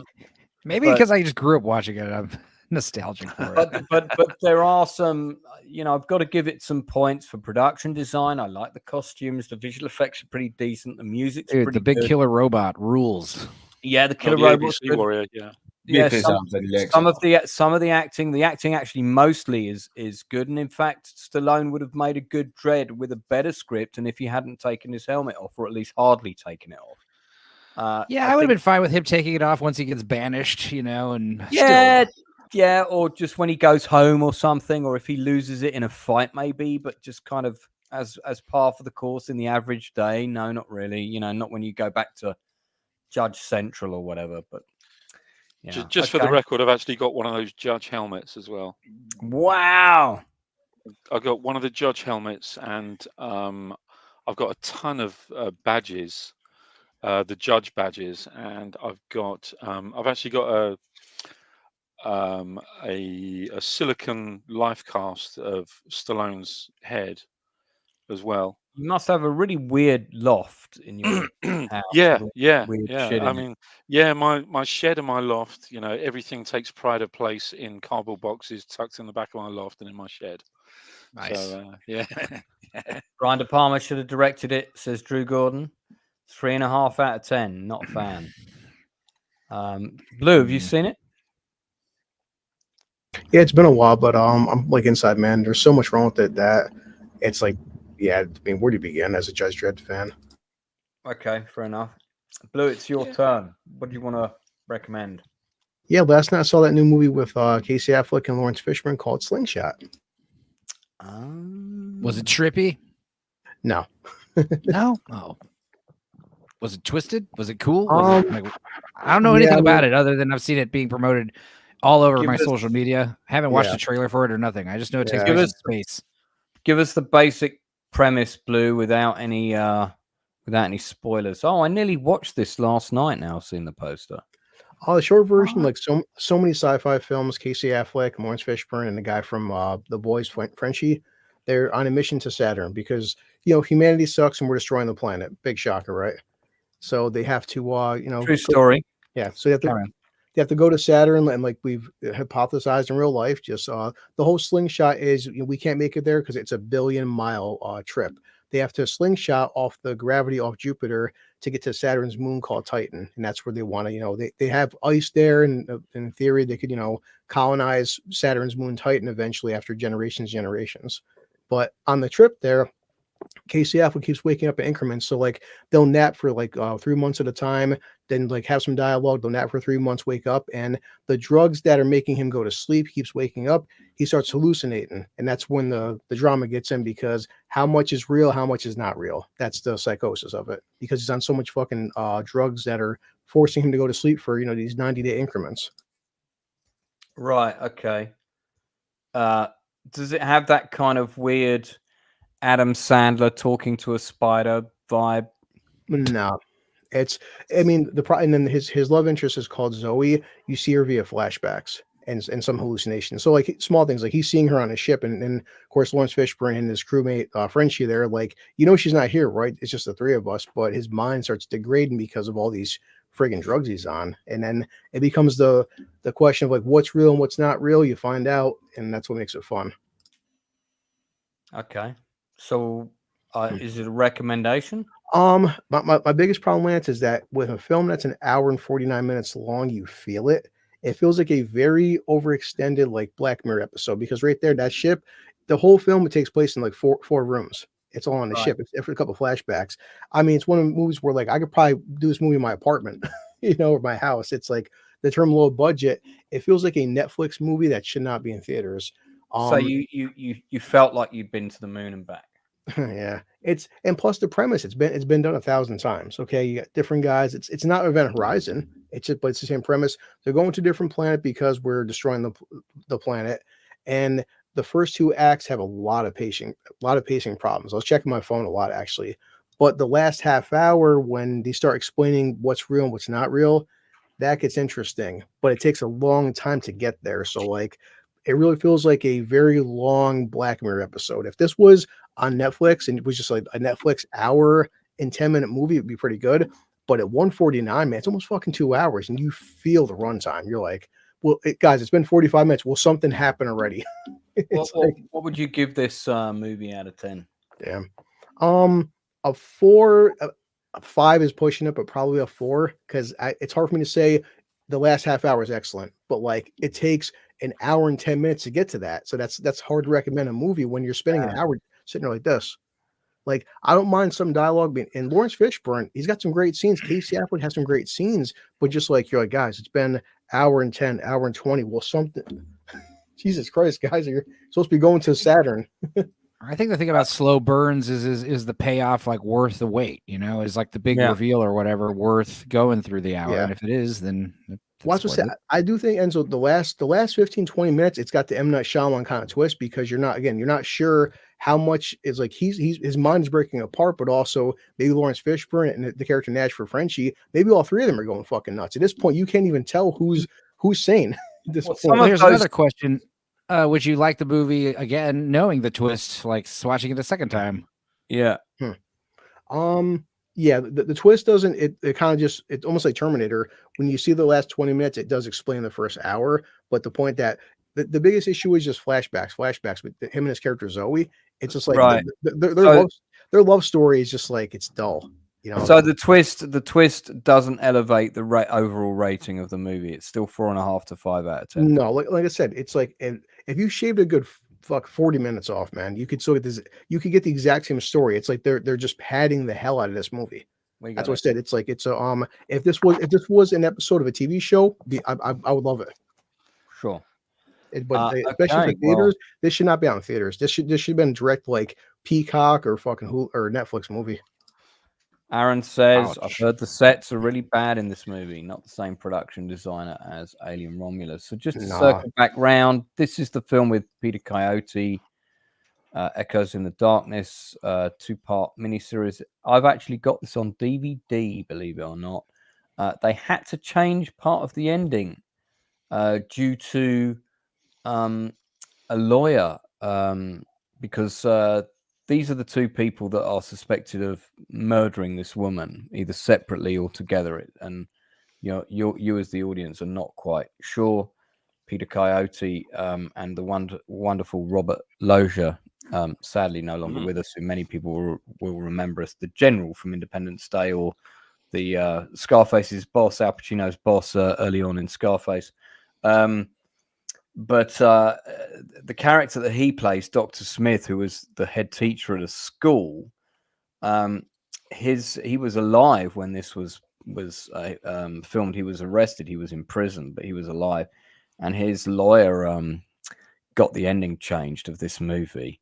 So I remember the ending being different. It's not an ending that's going to change your enjoyment of it if you're into your true crime stuff, but they specifically changed one scene and a couple of lines, which made his absolute conviction of guilt less certain, because they said that those events hadn't been proved, so they had to be taken out. So interesting. Yeah, but it's worth seeing. Echoes of Darkness. Definitely higher than a 4 out of 10. I'd give it a solid 7. Northern, have you got anything else to recommend us or warn us about? Well, I have been rewatching Buffy the Vampire Slayer recently, and that is still a good show. It's basically Joss Whedon's take on the blonde that gets killed in the alleyway, except she's the one taking on the monsters. And so Michelle Gellar is a very, very cool, kick-ass protagonist. She's like the Slayer who was like sent to take down these demons that are all around this town in California, and she's got these quirky friends, and this. Have you seen the original movie? I've seen the original movie, and yeah, it's kind of a guilty pleasure, but I get why Joss Whedon really doesn't like it, because it goes too campy, and when you watch the actual show, it can go really dark, it can be really tragic and heartbreaking, and it even had a very cool spin-off with the character Angel, who once in a while would switch from being the good guy to the bad guy, depending if he had his soul intact or not. But when Angel was on screen and he was bad, he was fun, he was ruthless, he was brutal. And I remember there's an episode called Passions where he kills one of the characters, and one of the other characters is in love with her, and he comes home, he sees the rose, he thinks the character Calendar is waiting for him, and he goes upstairs with a big smile on his face, all loved up, and he sees their dead body, and it just goes to show, Angel there. Yep.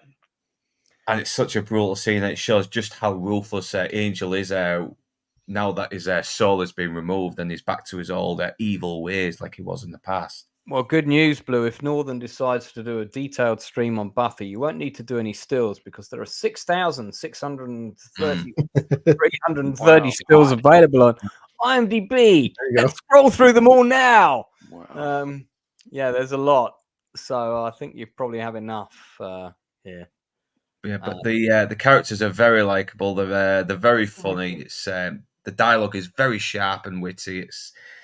It manages to blend. It manages to have a nice balance of comedy and horror and tragedy as well at the same time. And I only ever caught random episodes of the TV show. I never sort of sat down and kind of made a concerted effort to watch a season, and maybe I should review it. But you've already made me commit to going back to watch Miami Vice. Yeah, and a few years back was the first time I'd watched every single episode back to back, because like you, it was just random episodes, and to see it all, it was like a long time since I had last watched it, and it's really reminded me just how great this show really was. There's the girl from And Then at Band Camp on the right. Yeah, Alison Hannigan, and she'd already done that. My Stepmom is an Alien, but this was when I first noticed it. That's a terrible movie, man. I haven't watched it in a while. I'll have to watch it again. It's not a good film. And then though. I know, but still not a good movie. The actor on the left, who was in the Maxwell coffee ads, Anthony Ed. Yeah, I respectfully disagree. My Stepmother's an Alien is hilarious. Okay, it's a funny ass movie. Well, I guess what you what you consider funny. The brunette on the right on the last is Charisma Carpenter. That's what I love about the show, is that some of these characters start off really flawed and they start off stereotypical, but as the series went on, they developed more and more into fully fleshed characters. Even Xander, who could be a bit of a whiny, wisecracking prick, really evolved as well. Oh, there's Seth Green, voice of Chris Griffin, yeah. Family Guy. Yeah, he's actually he actually does play a very likable character as well. He's like a werewolf, and as soon as he finds out he's becoming a werewolf, it's like he's going through puberty. It's like the way he acts on the phone where he rings his grandma to say, "Grandma, am I a werewolf?" Oh, it's hilarious. It's so hilarious. Does his voice kind of go like that? Yeah, it's like Teen Wolf all over again. Yeah. Oh yeah. But yeah, it's basically who else watches Buffy? I've never seen it. I've seen parts of the show. I definitely love the Christy Swanson movie. Yeah, I like the original. Yeah, it's a guilty pleasure. The show is better in my opinion, though. But yeah. The show is way more hardcore. The movie is like a campy comedy. Yeah, the first series does start off a little bit campy, but yeah, it gets darker. The second season was when it really got good, though. It's like Harry Potter. Like Harry Potter was for kids, and then it wasn't, and then it was like it got really serious all of a sudden. Oh yeah, she was the worst character though. She was a character that was just a pain in the ass from like season 4 all the way to 7. So you've seen the whole thing. I've seen the whole thing, and yeah, David Boreanaz is great. He's what does Mrs. Northern feel about this show? Oh, she loves it. She's watching it. I knew it. Yeah, So. I thought for you to have committed to have watched this entire show, your missus has got to be into it. And she loves this stuff. She loves this stuff. Thanks, Inside Man. Give me that 20 quid now. Cheers. So look, you got Spike as well. God, he's such one of the coolest characters, but he's also a complete fucking dork who always gets his ass handed to him. But I still love him. Okay. Well, overall, what would you give the show out of 10? Well, it gets a bit weak in season 7, but still pretty good. So I give it a 9 out of 10. Do you need to watch all of the seasons? It definitely helps because even the standalone Monster of the Week, there's still little threads that connect. How many seasons is it? It's about 9, isn't it? About 7 seasons. Nice, but those are the long 90s seasons where there's like 20 episodes a season or something, right? Yeah. Hang on, let's have a look. So episodes 145, and this is a 45-minute show. Jesus Christus. Yeah. So 7 seasons. That's about 20 episodes a season, basically. Yeah. So the spin-off Angel is very good as well, but it's like less seasons, and it's a bit more noirish, and Buffy was more like high school, and Angel was a bit more darker and more adult. And once again, another great show with some great characters, and 22 episodes per season. Wow. I'm guessing on average. That's quite a commitment, actually. The first season is a little shorter, and it's nowhere near as good as the rest. But it's kind of like you just getting to know the characters a little bit, and it's typically the first season gets feedback, so you know how to kind of improve it. When you're making the first season, it's kind of just hoping it hits a hit. One of the times I was away on a shoot, my ex-missus and my casting director hung out together, and basically while I was in Greece for 2 weeks filming, they just watched Buffy back to back, and she loved it. So that's why I never got to see it, because she'd already seen it, so we didn't sit down and watch it together. So I didn't get to do that Northern Bastard thing. Never mind. 69 DVD discs. Is it that many? Good God. 69, dude. Excellent. Toxic says, I loved Buffy, and by that he's really zeroing in on, Sarah Michelle Gellar there. What does she look like now? Oh, she still looks good. The same. She looks the same. Yeah. And it has some really good big bads as well, like the mayor, who's like this very chirpy, optimistically square 1950s nuclear family kind of guy, but he's also this horrific big demon, this big monster. And I vaguely remember that. Yeah, and you've got Glory as well, who's like this proper sort of like a valley girl, spoilt, pampered, always has to have the right dress with the right shoes, but she's also a god that can kill you if you don't satisfy her needs or appeal to her narcissism. It's and she's sexy, but also very scary. So if you haven't seen Buffy, Northern recommends it highly. Check it out. He reminded me of something else that I forgot I watched that has Christy Swanson in it. that I hadn't seen in a while, and it was good. It was the road movie one, The Chase. Yeah, The Chase. Yeah, with Charlie Sheen and her. Sheen. Yeah, I actually loved it. It was like if Speed was a rom-com, and you got a lot of great rock star, great soundtrack, like 90s rock music soundtrack, and then you got Anthony Kiedis and Flea having a cameo. Henry Rollins with a pretty big part. He was like the main villain in it, from what I remember. He's the cop. He's like one of the main pursuit cops. Like, and the whole movie's a car chase. It was one of those, just like Speed. We need to do something like Speed, action-packed movie, but this one's got like, much more of a romance angle. Basically, it's Stockholm Syndrome, the movie. Young girl gets kidnapped by Charlie Sheen, and turns out she's actually a daughter of a very like the Trump of California, they call him, Dalton Voss, which is such a great character name, and her name is Natalie Voss. So of course Charlie Sheen, he's like an innocent man on the run, found guilty for a crime he didn't commit, and he's like unloading all of his backstory on her, which makes her fall in love with him, which is so silly. But very funny, very, very hot, very action-packed, funny movie. 90s to the brim.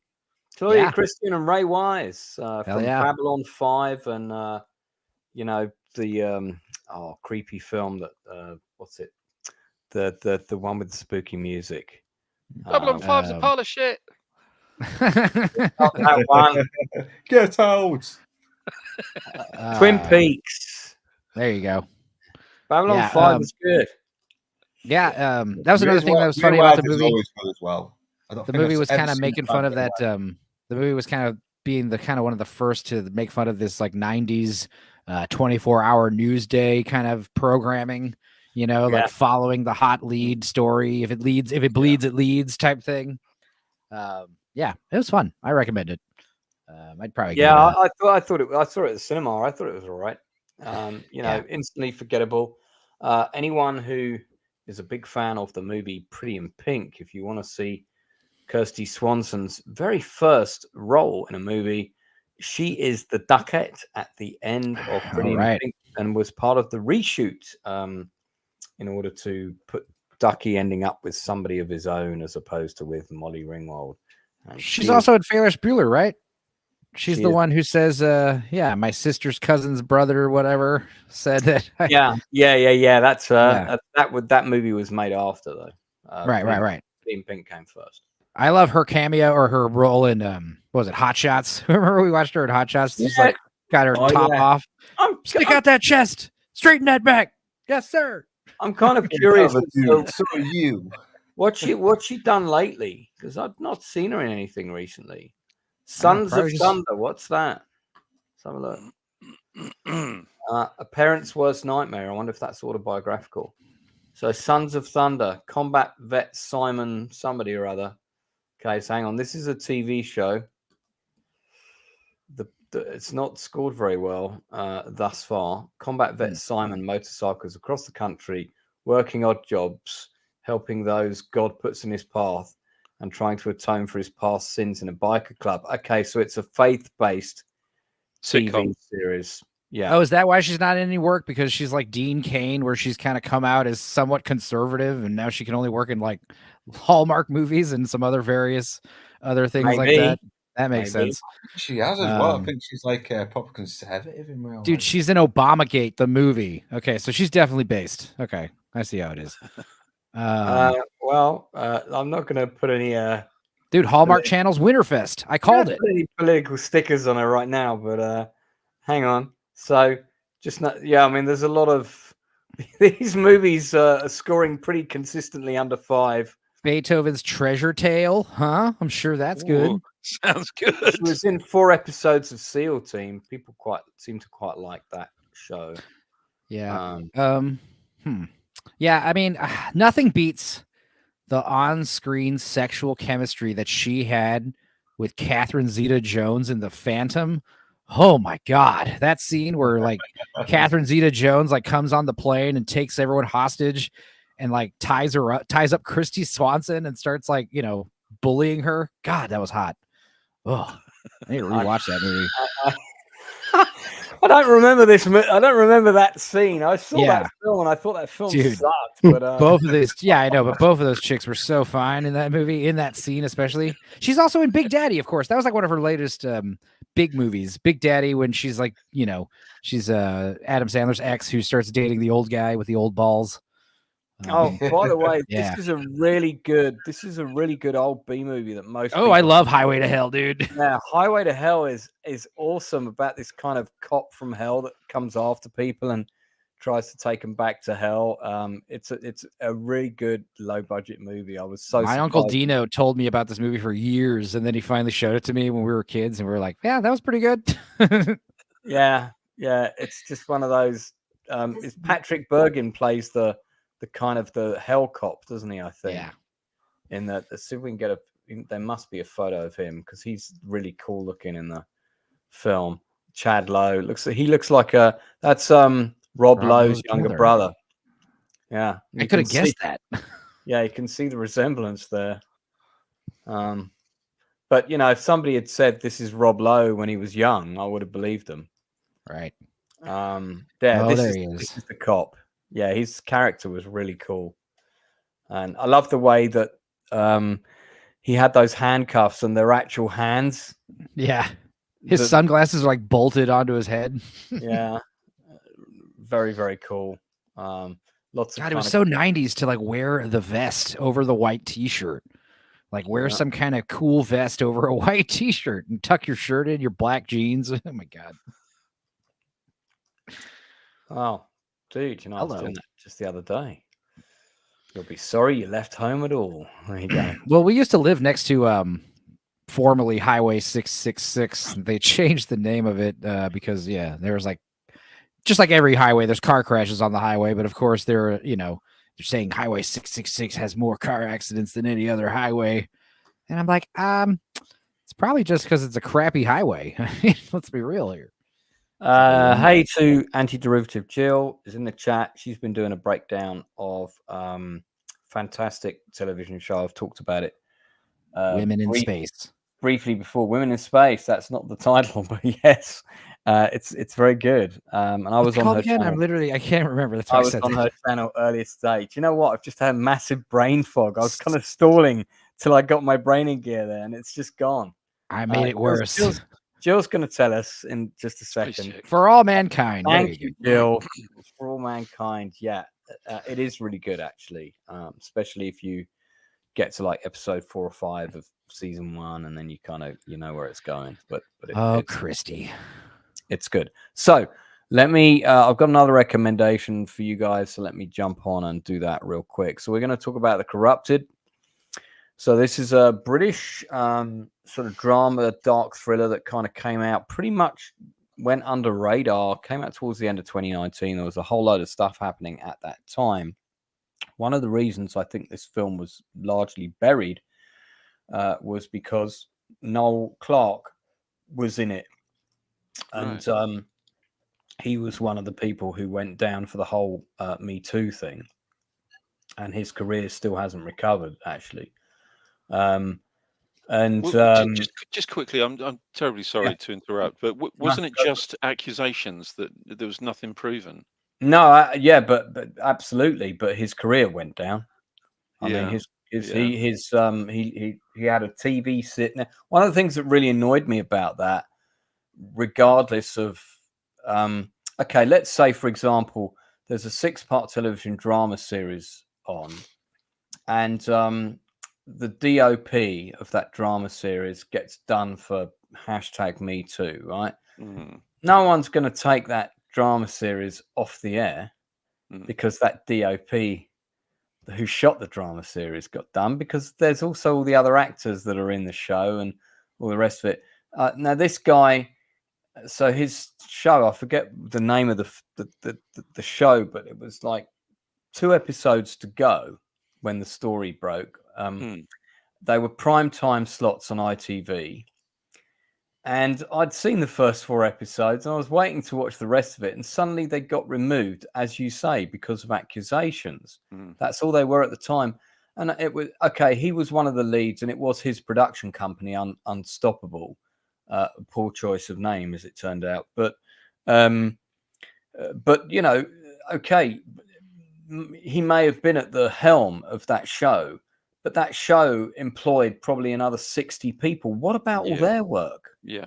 What about all the other actors' performances? What about the directors of the episodes and the DOP and all of them? Why is it that because of one man's potential misdeed, and I use the word potential underlined in red because, as you say, I believe all the accusations fell apart. You know, were the rest of? Did we not get to see the rest of the work by everybody else? I think they briefly broadcast 2 episodes on ITV2. Anyway, I suspect that this film was partly buried because of that. I don't know, but he's in it. I'd not even heard of it until 2 years ago. So if it got any kind of release, it was very limited. It's basically about 2 brothers, one of whom is killed in the sort of opening reel, and they have a relationship with a sort of high up gangster who has connections high up in the police. There's a load of corruption going on.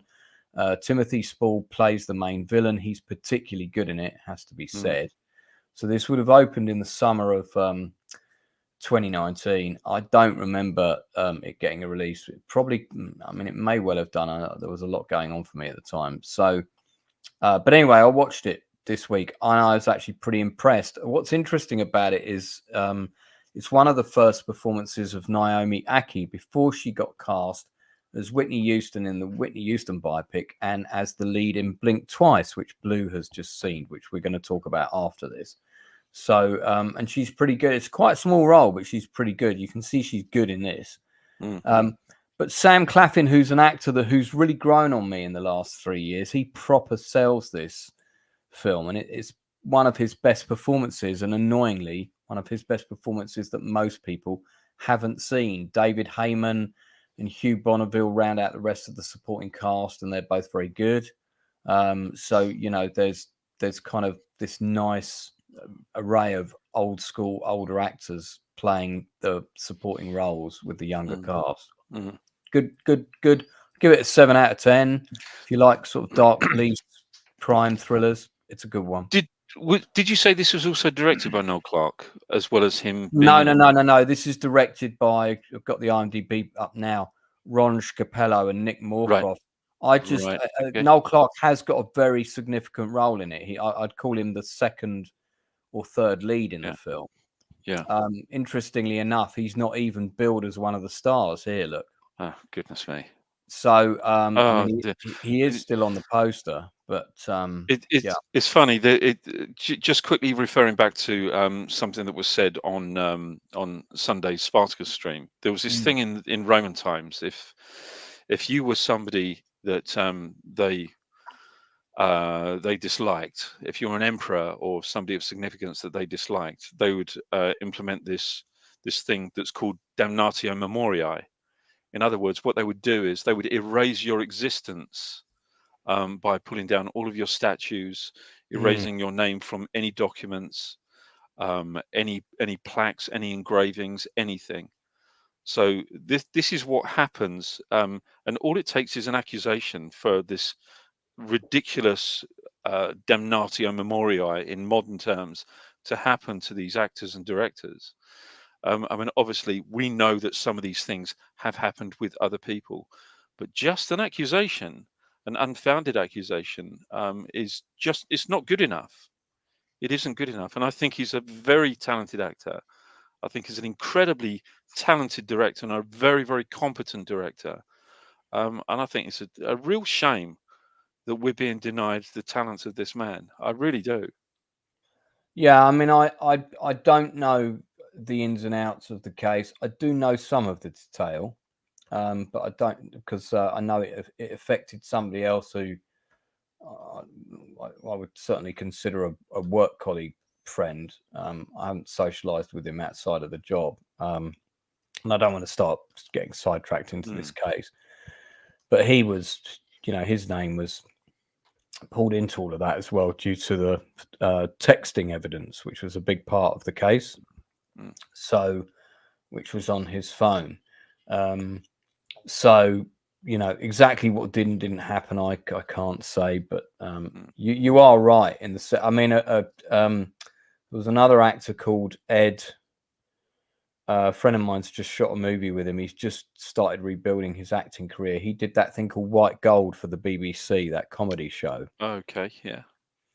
And that got cancelled off the back of, same thing. It was the Me Too. It was before the Noel Clarke thing happened, actually. And it was just accusations. And they all turned out just to be people that had gone on dates with him a few times. And he, had his fun and moved on, and they were hoping for something more.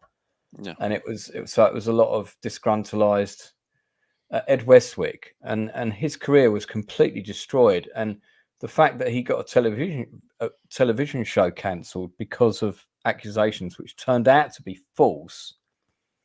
I mean, I don't know if he had a legal case against the Beeb. I certainly fucking hope so. Yeah. I think he should have sued them for the wages he would have got for the next season. Yeah, I mean, I think that the BBC, and I don't want to get I certainly don't want to get political or anything like that, but I think the BBC are an absolute abomination of an organisation. The way they had supported, defended, and looked after people like Jimmy Savile. Yeah, I know. And now subsequently, Hugh Edwards and other people, not just these people, and then have a knee-jerk reaction to something like a TV presenter flirting with somebody and getting rid of them in the blink of an eye. And yet they actually defend, look after, and still pay these people who are committing really disgraceful and disgusting crimes. I don't know. I can't stand the BBC. Topic for another stream. Yeah. I've worked for the BBC, and I never want to work for the BBC ever again. I've worked with them. I've worked with them as well. But I do recommend The Corrupted, so check that out. It's a solid thriller, and I think it's got an unfairly low rating on. I would watch this. I would watch this. It's good. It's worth your time. So Inside Man, do you have anything else, Russ? I do actually. The other thing that I was going to talk about was it's Clash of the Titans, the original Clash of the Titans, not the crummy. Yeah, we can do that. I love the original. Yeah. I love the original, apart from the Clockwork Owl thing. Yeah, I mean, I'm kind of quite forgiving of that. If I'm honest with you, I think it's just a beautifully shot film in every sense of the word. It just looks amazing. I mean, even now it looks amazing. Even if you take out Ray Harryhausen's work, but obviously you can't ignore Ray Harryhausen in this movie. It's his movie in essence. But I think the sequence really that is permanently burned into my mind and has stuck with me ever since I first saw it is the Medusa sequence. Oh God, it's so good. Oh my goodness me. I mean, that's how you make a movie. Yeah, it's very suspenseful as well, unlike the it really is. Which is just a boring action scene. Yeah. I mean, it's an incredible piece of work. I mean, look, it plays fast and loose. I mean, it is an adaptation. So it's an adaptation of Greek mythology. And it sort of conflates two different characters, the character of Perseus and Bellerophon. So in other words, Bellerophon was the one that actually had Pegasus, and it wasn't Perseus. So he didn't. And Medusa, she was the one that gave birth to Pegasus. So when Perseus cuts her head off in Greek mythology, Pegasus actually comes from the cavity in her neck. So that's how Pegasus sort of springs to life. So so regardless of those sort of conflations of two different Greek mythological characters, I think it's amazing. I think it's a real fantastic piece of filmmaking, and I know it's an 80s movie, And oh yeah, I thought you didn't like anything in the 80s. No. There are very few movies in the 80s that I like, but this is one of those that I There's absolutely. only 97 or so movies in the 80s that Inside Man likes. The rest of them are terrible. This is one of those films that I watch it and it reminds me of being a child. I think I was I don't know what year is this? What, 81, 80, 81, something like that? Damn, everybody's coming in now. We got Gary Boulder in the chat. Hey, Gazaman. Yeah, I thought it smelt of fish. Gooch is in the chat. So, Jason Flemyng played this role in the remake. Yeah, Calibos, wasn't it? Yeah. I was also on that, and that's terrifying as well. I'll check up. Remind me to check something with you about that when we get off air, because I want to see if your take on you is the same. Yeah, you can get me drunk enough, man. Would it be? Oh no, I'm not going to say. No, don't say the name. I think we both know. Yeah. Don't say the name, but similar name to a board game company. But but yeah. So I give Clash of the Titans a 9 out of 10. It's such a beautiful film, and what an amazing cast. I mean, you got Maggie Smith, you got Claire Bloom, you got Ursula Andress, Harry Hamlin. Jesus Christ, that guy was good looking. Don't forget Burgess Meredith. The story of this, when I watched this not that long ago, and I watched Jason the Argonauts not that long ago, and although Argonauts is probably my favourite of the two, this one's got a better narrative, because Jason the Argonauts movie just kind of ends, and they say, well, we've run out of money now, Jason, so we've got more tasks for you in another film. Whereas this one feels like it's got a beginning, middle, and end. Whereas Jason the Argonauts feels like it's got a beginning, a middle, a spectacular fight, and then the credits. And See, I wish with Jason and the Argonauts, I wish they'd actually follow the Greek myth right to its end and right to Jason's demise, because Jason turned into an absolute shit. But Jason and the absolute shit hasn't got sort of quite the same ring to it, has it, as for a movie? But he ended up being crushed by his ship, falling asleep underneath it while it was in dry dock, and he got pissed. That was the end of Jason after all of that. But this is not a heroic death, is it? No, but this I don't know. It's just got something about it, and it's not just the cast. I mean, Burgess Meredith and Laurence Olivier and Maggie Smith and the like. What an amazing bunch of actors to get those actors together. Also, I always just thought that this was like a 60s movie, maybe 70s, and you're like, God, it was an 80s movie. Wow. Yeah. I think it was because it was kind of almost a nostalgic kind of movie. It was kind of, even though it may have been some 20 years on since the last stop motion animation creature movie was done to this extent, there was always this this yearning from people, from fans of Seventh Voyage of Sinbad and Jason and the Argonauts, to have something like this back again. And fortunately, this was it. This was the result. Much of this was shot over at Pinewood. I actually do have a couple of pieces of the miniature set that was given to me by Ray Harryhausen, which is quite nice. Probably I think about 2 1-foot sort of columns from the Argos set when it was. I've had 5 guests on my channel that have met Ray Harryhausen. Of course, when we spoke of our I think we did our favorite our top 5 fantasy films. Fantasy films, and Jason the Argonauts was number 1, wasn't it? It was number 1. Yeah. And Matthew Holmes. Matthew Holmes was the other panelist. Yeah. and he had also met Ray Harryhausen. Gooch loved this film as a kid, so basically, as an adult too. I was about to say, when he's an adult, he'll love it too. But it's the girl who played Andromeda, who was she was an absolute peach. She was just lovely. Is this her here? And she, if you remember, Lance, you may or may not remember this, but she was the girl in the Black Beauty TV series in the 70s. Oh my God, yeah. And the guy who played Calibos, he was the farmhand in that very same TV series of Black Beauty with her. That's so weird. Yeah.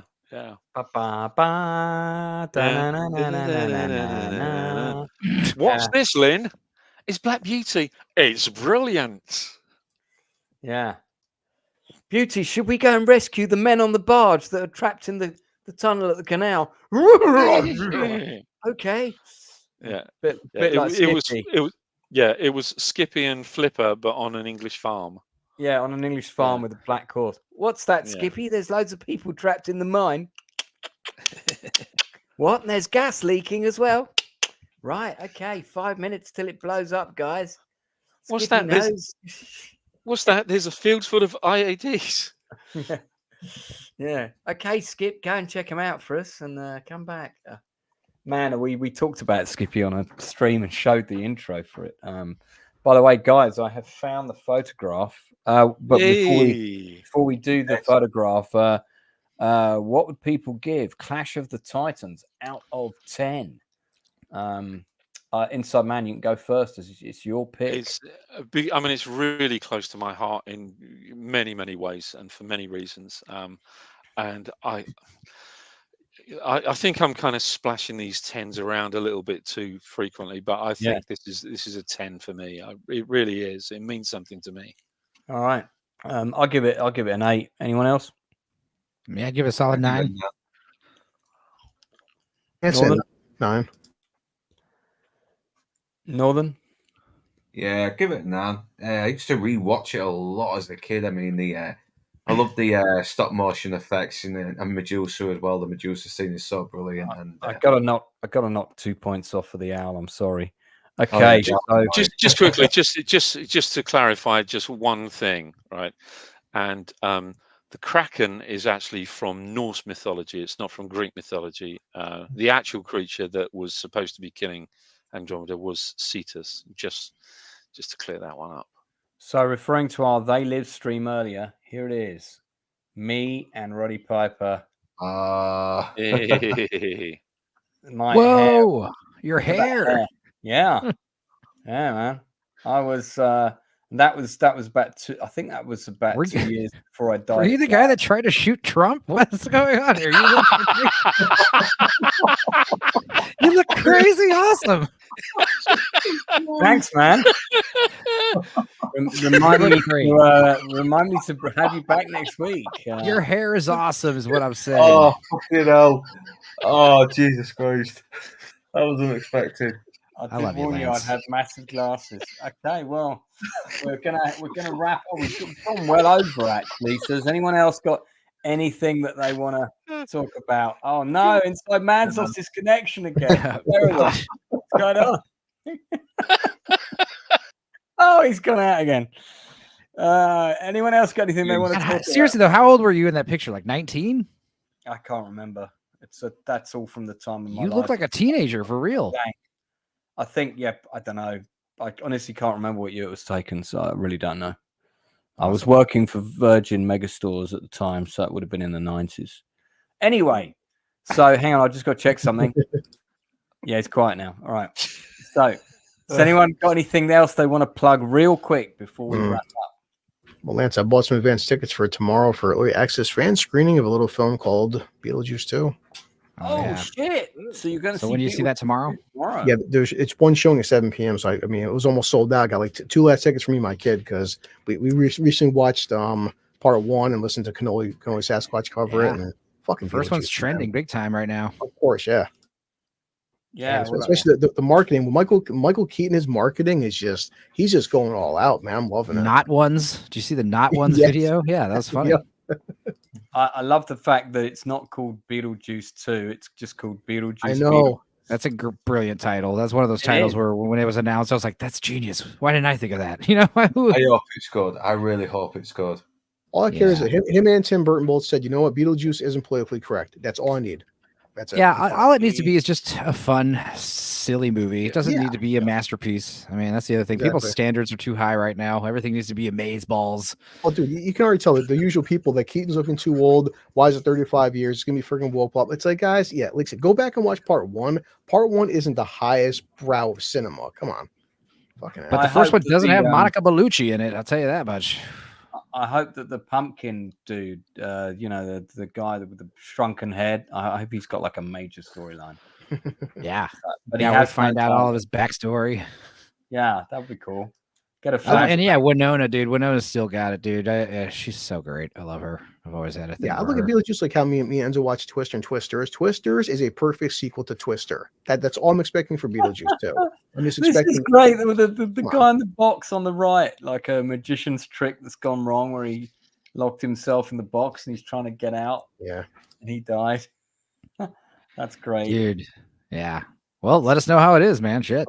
Apparently, it's tracking well, though. They said, according to numbers, it's supposed to break 100 million over the weekend, according to whatever analytics they're using. So the question is, will it make a lot of money the following weekend? Yeah. The question is it good? You know, I mean, I know if it's good, it'll have legs. You know, I mean, according to Burton too, like Bellucci, love her.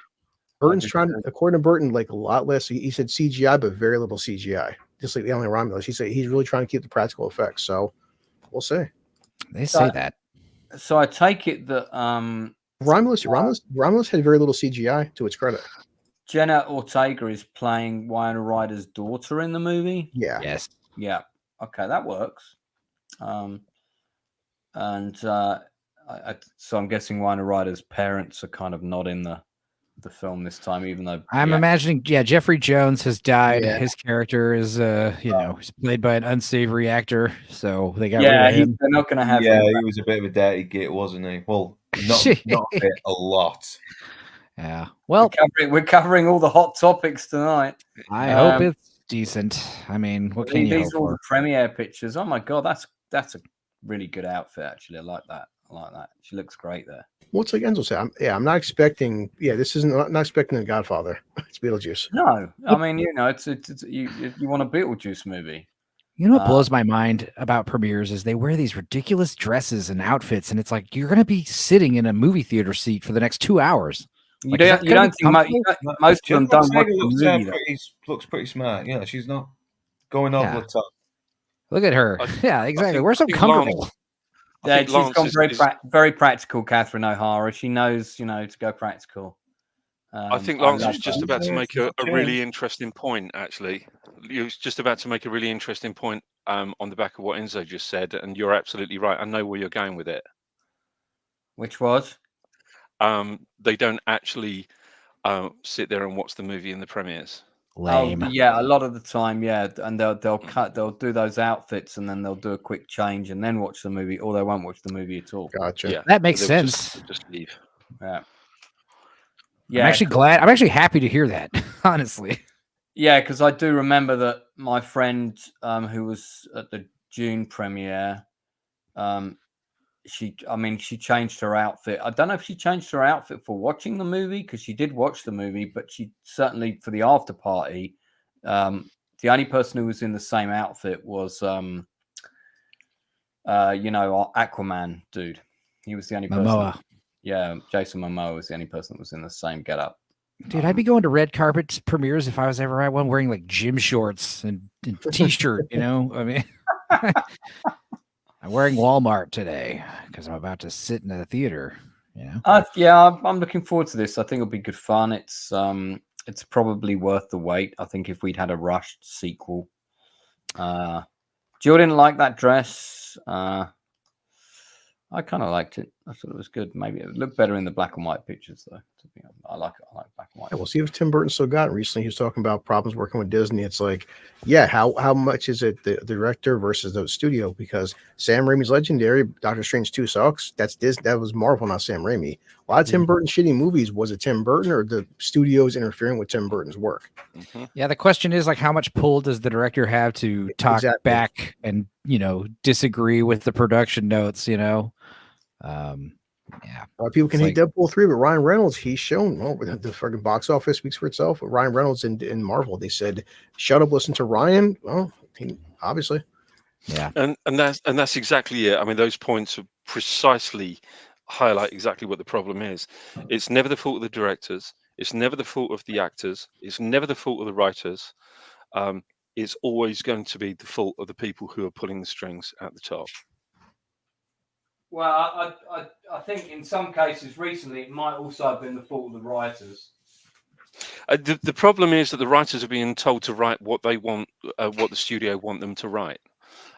These are people that just want to be employed. They want to be employed as writers.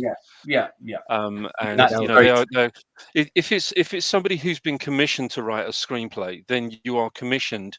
You're commissioned to write a screenplay that complies with exactly what the studio want you to write.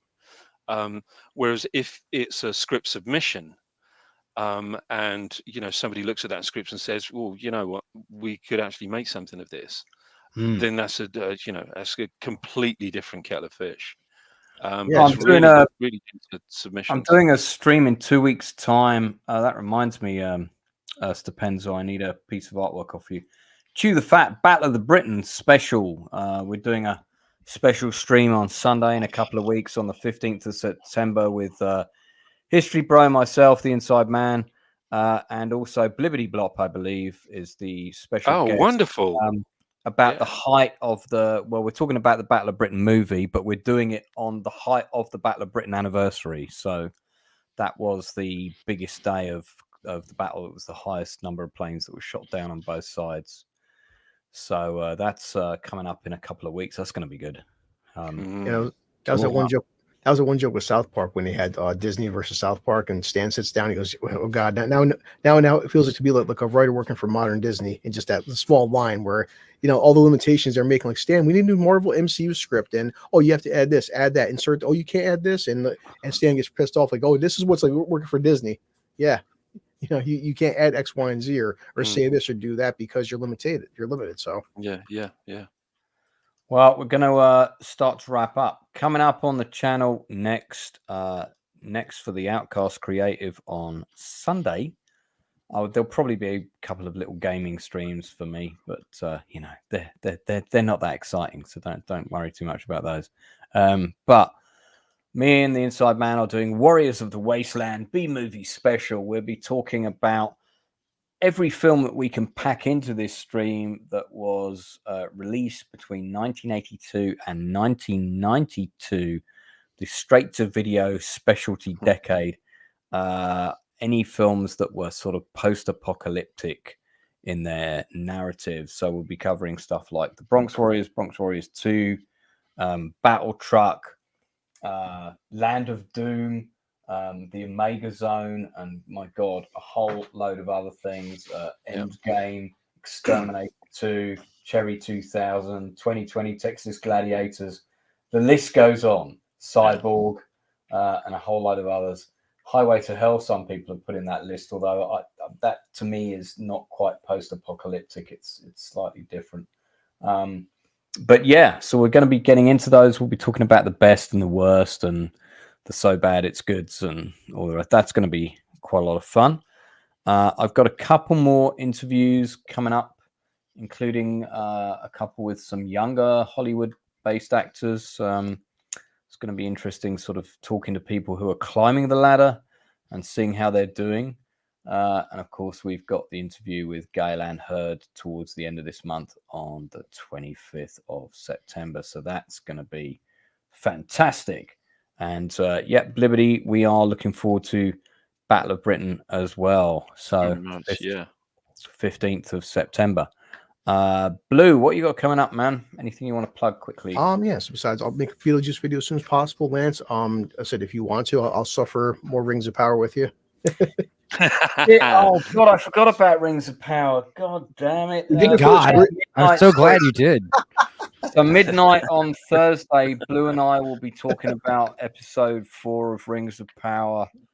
Do you know what? I watched them again because I thought, let me give this another shake. Because why is it as bad as? Because I fell asleep a couple of times the first time around, and actually, it's so many more problems with it that I've picked up on the second time.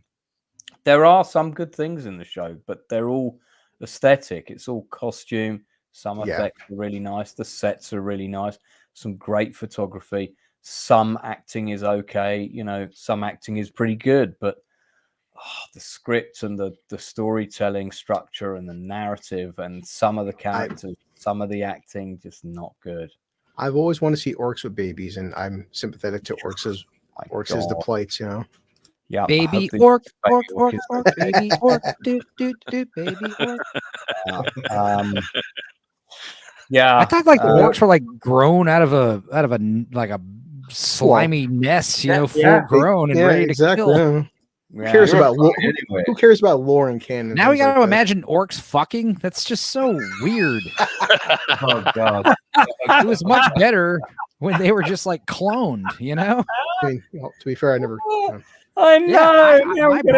My brain goes straight there. I'm sorry. That's exactly what I think when I see baby orc. I'm like, ew. You get me drunk enough. Oh my God. Could I just quickly? Could I just quickly mention something about Rings of Power, if that's okay? The thing is, when J.R.R. Tolkien sold the rights to the Lord of the Rings, or rather the Lord of the Rings brand, part of the contract was, and this isn't for the 3 books, but if they were entitled, and this is in the contract, they were entitled to make as many sequels as they like, to change the story and the lore, characters in any way, shape, or form at their own whim. So in terms of, I know a lot of people were saying, this isn't Tolkien and this isn't Lord of the Rings. This is kind of, where they've looked at the contract, that's come from Tolkien, and they've bought that contract. Prime have obviously bought that contract, with all of those little bits and pieces within it in mind, knowing that they can do exactly what they please. But yeah, that's actually on record, and that's legally binding as well. They can do anything. Doesn't matter how much it pisses people off. Doesn't matter how close or far away from the Peter Jackson versions of Lord of the Rings or Tolkien's original 3 books it is. It makes absolutely no difference. They can do anything they please, and it's written in their contract.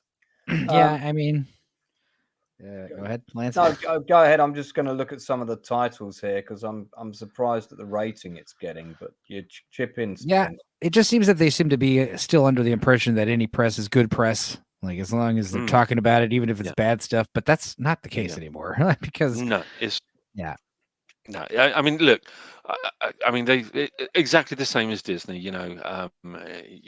It's people like us that are giving them oxygen. It's the whole. There's only one thing worse than being talked about, and that's not being talked about. And that's how they see it. They kind of like that. That's why I directly blame people like Lance and Blue for this show even existing. Well, I joked around, but that's why I purposely didn't make an Acolyte video. I could have. I mean, I watched with Lance Bull because I'm getting tired of that being on. Think how many subs you'd have if you did, though. You fool. I know that's the problem. That's why I keep saying I want to be authentic. Where it's instead of being Chris getting 1,000 subs, being bitching about the Acolyte, let other guys do that. Riding the algorithm. I'm tired. I'm really tired. I'm tired of guys milking the algorithm. The second Rings of Power was announced, and the usual fucking channels. I was already expecting it. Just they're out there, but. I'd say I joke with Lance. We've already suffered the first 3. I'll go forward, but honestly, look at this. I've got to talk about this review on IMDb, right? So this is a 10 out of 10 review from an account that's done no other reviews. Okay, probably he's been an IMDb member for 13 years, but that could be somebody who works for Amazon for all we know. But this is really funny, right? So To fabricate a TV series based on notes and lore about Tolkien's universe is extremely impressive. The story is a slow burner, allowing characters to grow. The characters are likable or hateable. You've just contradicted yourself in that sentence. Yeah. If you're allowing a character to grow in a slow burning story, you're not sure if you like or hate them because they keep doing things that keep you on your toes. Where if you've just said that they've already been defined. Is it me, or does that sound like a Prime press release? Oh, it just sounds like an AI review. I'm extremely confused as to why the internet is hating on this. What were people expecting? I really don't know. Seems like it's impossible to please people at the moment. Fuck's sake. The problem is this. The problem is this, right? So we have, 3 amazingly wonderful films, right? Yeah. I mean, whether you like Lord of the Rings or not, you can't take it away from the fact that these are just amazingly well written, acted, and crafted movies. They're pieces of movie history. There's no argument with that. Yeah. But when you are making any form of sequel or anything that's going to be a spin-off, you absolutely have to give people exactly what they expect. You have to adhere to the law. You absolutely 100% have to stick to that. The moment you start that deviation, that's when you start pissing people off. And a sign that you're pissing people off. A good sign that you're pissing people off is when, like, posts or comments or videos about hating your show or whatever, your movie, gets more traction than the movie or show itself. Yeah. Yep. Mm. I mean, this guy said, and he hasn't rated it, we can't even sit through an episode. My girlfriend and I have been occasionally watching this out of pure hope that it gets better. The CGI costumes and settings are wonderful, and I would agree for the most part. Some CGI in season 1 was a bit iffy. Everything else about this show makes us laugh out loud while trying to take it seriously. The acting is simply horrible. Some of the acting is okay, I think. The cliches are ridiculous as well. There's absolutely no shortage of them. Agreed. The story is completely disjointed. Last but certainly not least, nearly every scene is horribly drawn out and takes much longer than it should. This whole season could have happened in 2 episodes. Considering the narrative that you get, that's not an unfair statement. And it cost $1 billion. Shame on them. $1 billion. I mean, shame on them. But Vertigo 1 says so much better than I expected. 10 out of 10. And they have reviewed other films. There you go. They've reviewed other films. So but that's the difference between that is the difference between people wanting to like, they are forcing themselves to like something because it just happens to be part of a franchise or an IP that they happen to love, and they don't want to stray away from that. I mean, you have to look at these things as individual pieces of work.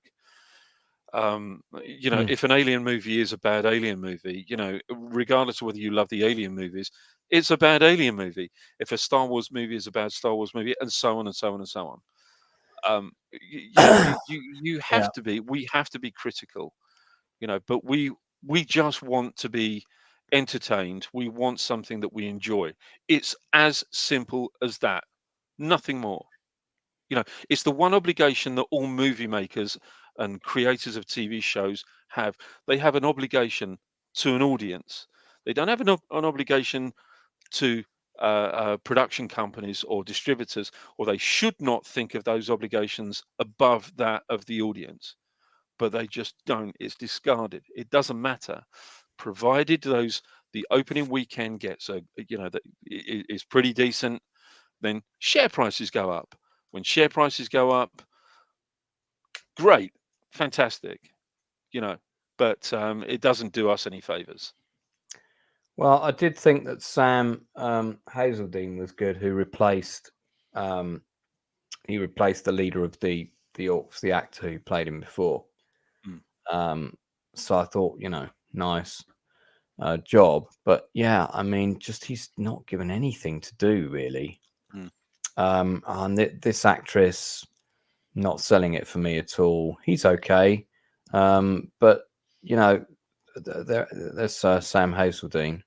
But yeah, I mean, it's just I don't know. I mean, the dwarf storyline, funnily enough, is the thing that I find the most engaging. Every time we're in Moria, it feels like it's written by slightly different people. But this guy's character in it makes no sense to me at all. I just I don't. He's like this superhuman elf who does all. They're trying to make him like Orlando Bloom's character, but he's got no depth. There's nothing to him, and he's not really influencing the rest of the really discombobulated multiple narratives is not helping the show. That they should have had maybe 2-3 narratives tops. So every episode you're splitting those between 3 segments of 20 minutes minus titles, 16 to 17 minutes each, assuming you're having all 3 of them in every episode. In some episodes of Game of Thrones, you don't see characters for a while because you focus on another story. We were wrapping up. I'm sorry, man. I did actually mean to touch on it briefly because we should mention it as a big show. That was the only one we haven't talked about. But 5 more episodes to go, so it's not that it won't be around after another month. It's gone. So I was hoping it was gonna have. I was hoping they were really gonna sit down and say, okay, what worked in season 1. What didn't work in season 1, because we waited 2 years for this, I think. And I mean, being tortured for a month it feels like 100 years, I mean, the moment that they put the hobbits back together, the 2 or the half-foots, whatever you want to call them, the not hobbits, and they're just annoying, and they're both the same. There's nothing about them that's really different from each other. Yeah, female Frodo and Sam. Yeah, except that they're not even like really. Then Frodo and Sam were very different from each other. These 2 are both the same. They're more like female Merry and Pippin. That's what they're like. Merry and Pippin actually had personality, though. Yeah, well, they're like female Merry and Pippin with no personality.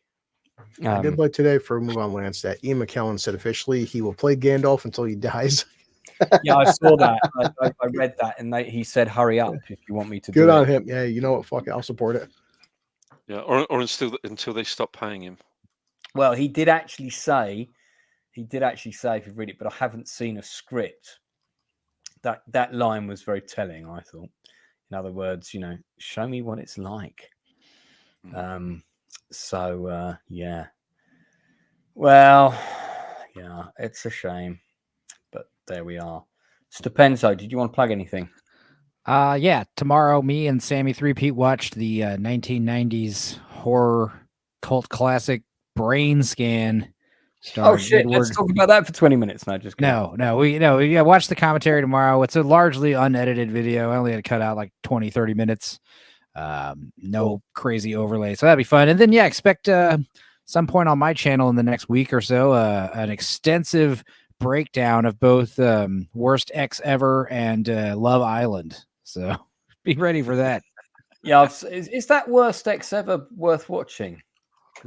Or you can just watch me talk about it for several hours or whatever. That's a hard call to make, man. You or the show itself, I don't know. I am funny, I think. I've been told. But no, the show was worth watching. It was cool. It was fun. It's like 4 mini documentaries. Do you have the comedy affirmations in writing, and can we see them? I mean, basically, it's just funny how there's like 2-3 stories with abusive men, and then there's one story with an abusive woman. And the abusive men were like terrorizing multiple women all over the country for years, whereas like the women, they got arrested like immediately. They left behind like a plethora of evidence. They were sloppy. So I guess the main takeaway is men are better at it than women. Not really the takeaway you're supposed to have from the show. Once again, men are better than girls. Boys rule and girls drool. No, I'm just kidding. It was fun. But yeah, I am planning on talking about Love Island by myself for like 9 hours one of these days when I get back home. So I don't know if that's sad or insane or hilarious. Maybe a combo of all 3. Jill, if you ever want to come on next time, just mention you're free in the chat and I'll bring you in because you've been in the chat for quite a while, so I could have had you on. Yeah, cool. Okay, so Love Island and Worst Ex Ever. Northern, anything you want to plug quickly? Yeah, I'll be doing Jaws with my regular panels, Critical, Bandad Menace, and Inside Man, and also Blue Collar Loser, if he still wants to come on Friday. Yeah, trying one last one before work starts, buddy. Yeah, nice one, man. Fantastic. Jaws, come on. Well, that's it from us then. Thanks very much for tuning in. We've gone, wow, we're normally around 2 hours. We've gone nearly 3 today. So special edition, extended cut. But, you know, that's what you get for watching Rings of Power. So we'll be back next Tuesday, same time, slightly different topics. May or may not talk about Rings of Power again. But mainly we're here to plug stuff that you want to see. Now, don't forget, in 2 Sundays' time, I am doing a new special regular slot. Excuse my tongue got tied there. On one of the best, in my view, best television police procedural shows ever to hit the waves. So we're going to play out on this. If you haven't seen it before, you should definitely check out The Shield. I'm a different kind of cop.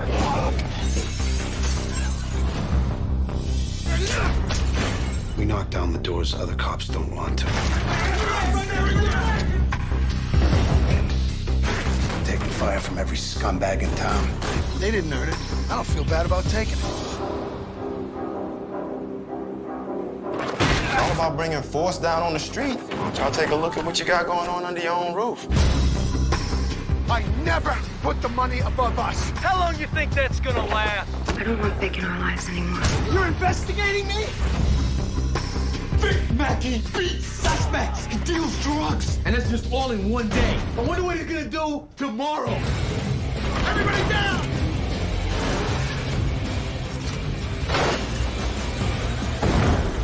Hey, my day's just getting started.